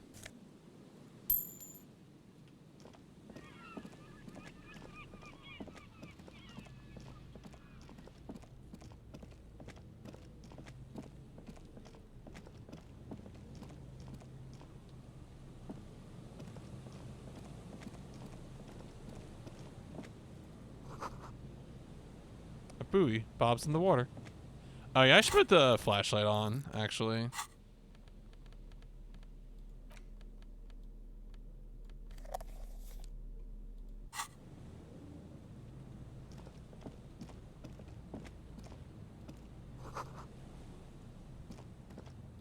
Oh, this must be the cryptozoologist.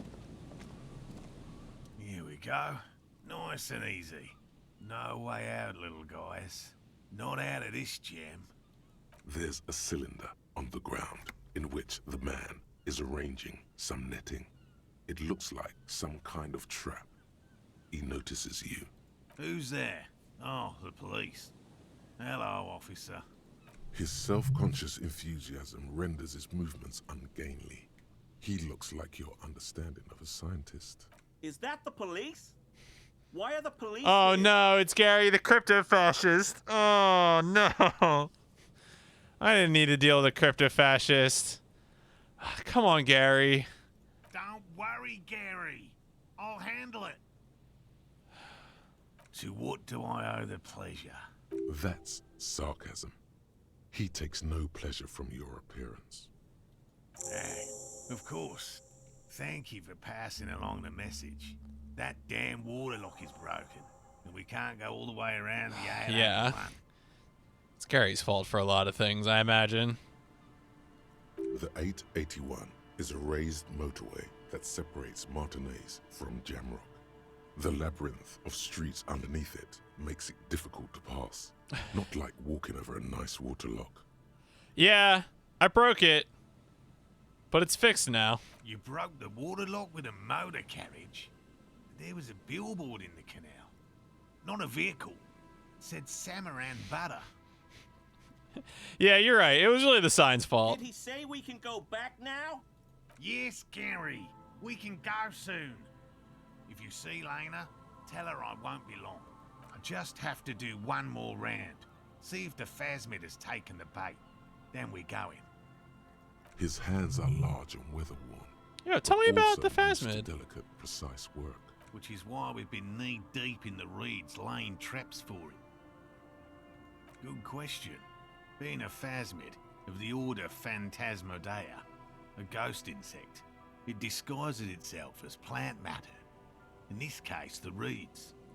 Awful lot of reeds around, aren't there? And I suspect it may have also developed other specialised techniques to protect itself from predators or scientists in our present case. It's my hypothesis that it has evolved certain electrochemical defences that allow it to interfere with animal perception, impeding pattern recognition, confusing the visual cortex. But I cannot describe how these defences work, much less how they evolved, without studying a live specimen. How big? I'm expecting it to be quite giant. One known species of phasmid, called the Megaphasmodea zoensis, is about the size of a grown man's forearm. So, typical rookie assumption. Insects are much more sophisticated creatures than those unversed in zoology give them credit for. Even simply catching a glimpse of the Insulindian phasmid would be the apex of my, of any, cryptozoologist's career. But to study it and its defences, find out how it stayed hidden so long. Very little, I'm sorry to say. No one's ever captured a specimen, so all our information is based on first and third-hand accounts. Not yet. That's what makes it a cryptid. I know it's real. It's clear that his obsession with the phasmid is driven by something more than the pure pursuit of scientific advancement.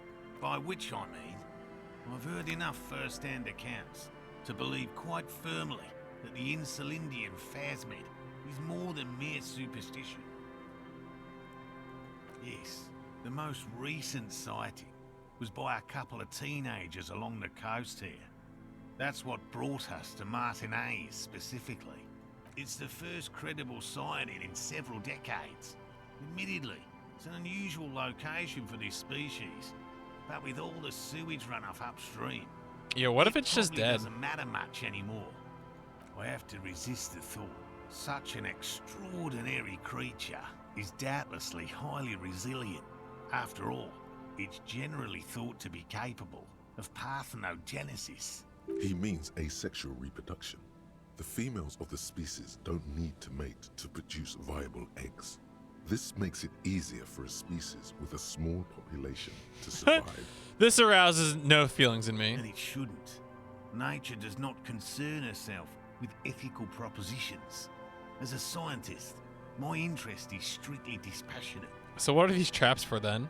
Well, they may not look impressive, but Lena designed them quite cleverly, so I'm sure they'll do the trick. Yes. Simple. Attracted by the locusts, the phasmid crawls down the funnel and, having eaten its fill, can get back out.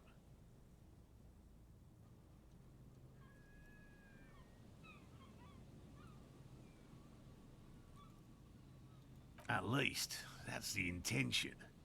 The net isn't a perfect solution, but we didn't want to use anything that might damage the specimen's delicate exoskeleton. Locusts. Nearly all known phasmids are herbivores, of course. But we've hypothesized that the Insulindian phasmid might occasionally prey on other insects. Inside the traps, a number of locusts crawl and tumble over one another in a tiny, chittering swarm. A meat-eating stick insect? Does it pretend to be the reeds as part of its ambush behavior? Thank you for your opinion. We have also included plant material in the traps to satiate your skepticism. They'll work, I assure you. The predatory hypothesis, using locusts as bait, accounts for the failure of previous efforts by other teams, which use plants. We have given this some thought. The traps do seem to be deftly and thoughtfully constructed. It's clear the cryptozoologist's wife knows what she's doing. Yes. What? And I'm eager to return to her, I assure you. But I can't leave before we finish with these traps. My wife understands that just as well as anyone. Come on, Morel. We've been soaking out here for days. It's time to go back. And leave the traps? Absolutely not. I won't let Lena down. Come on, she wants us back. I'm soaked up to my nuts over here. We'll both catch reed crabs if we don't dry out soon. Yeah, dude, you're doing this for yourself. I'm doing this for science, and so is she. Of course it's important to her. She's seen it. A verified sighting, on record. One of only 4 this century, and it's hers. She's seen it? Yes. That's how we first came to know one another, in fact. But that's her story to tell, not mine.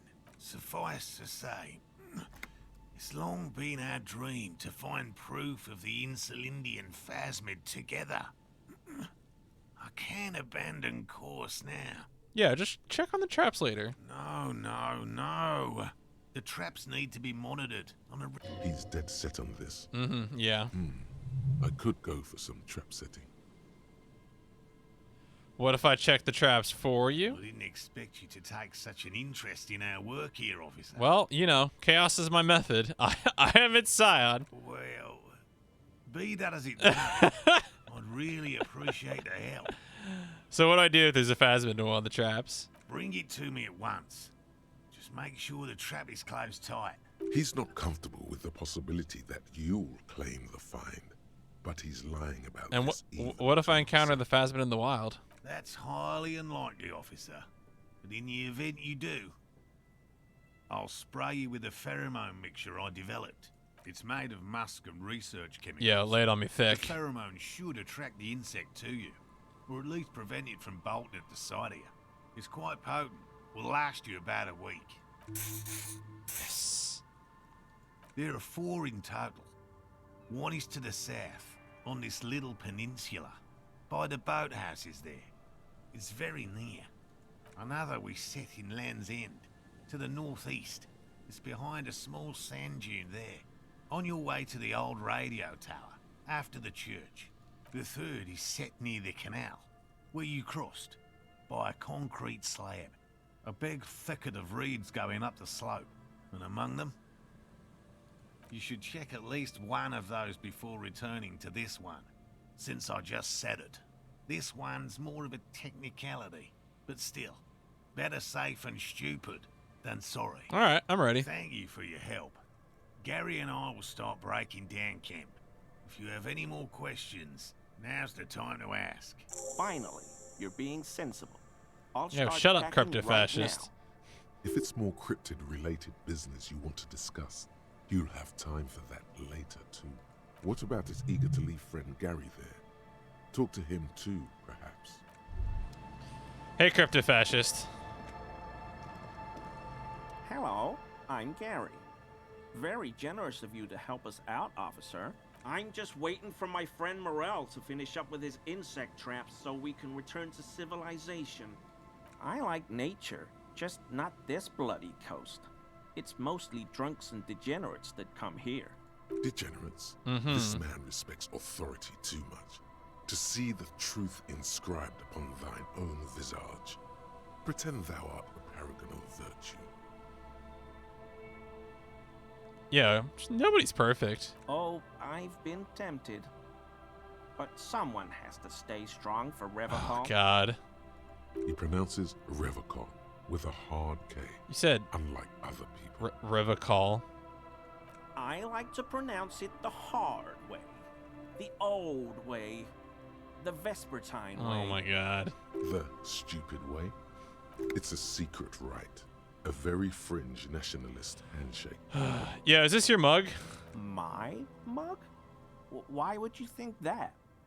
Wait a second. Is he the weasel? You recognize it. You look the kind of guy who might have a collection of mugs like this. How do you mean?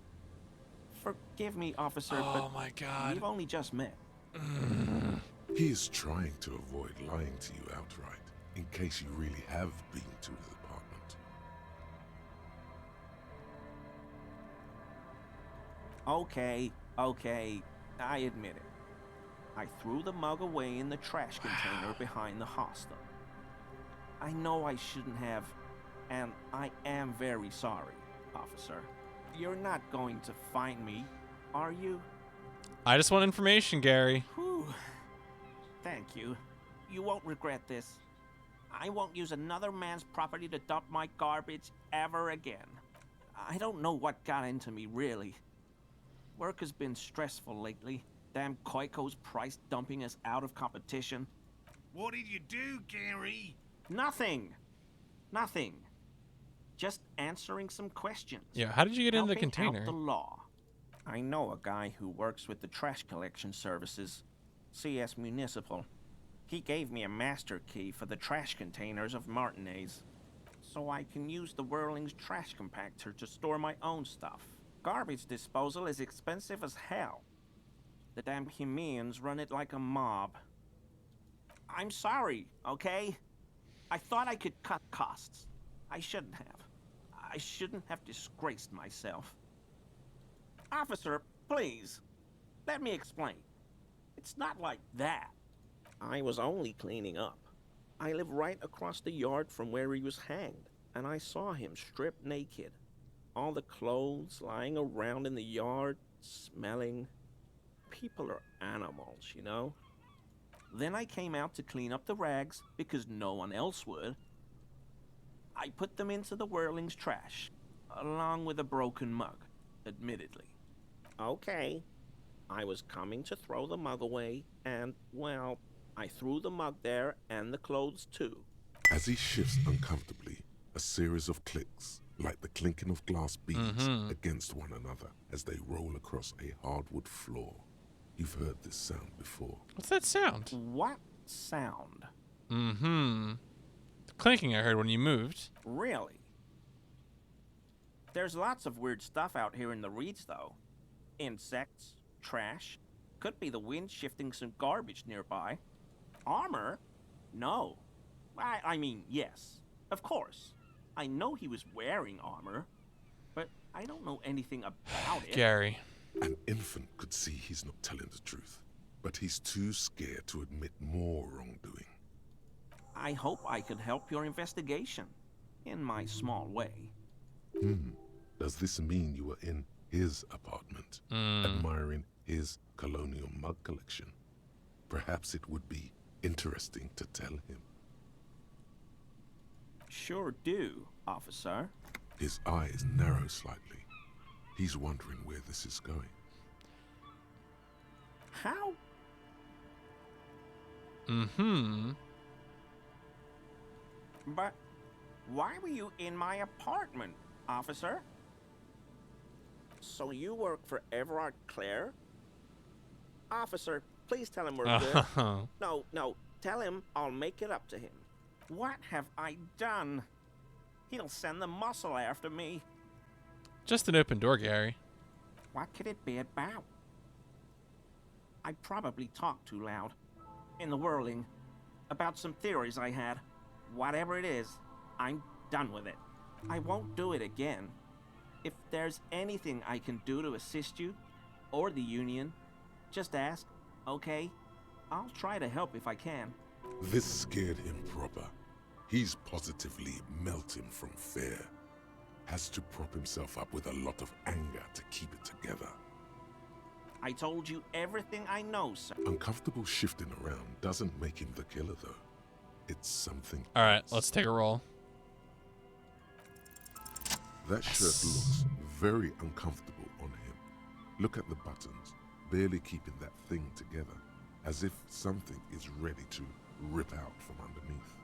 Yes, like a piece of ceramic armor, for example.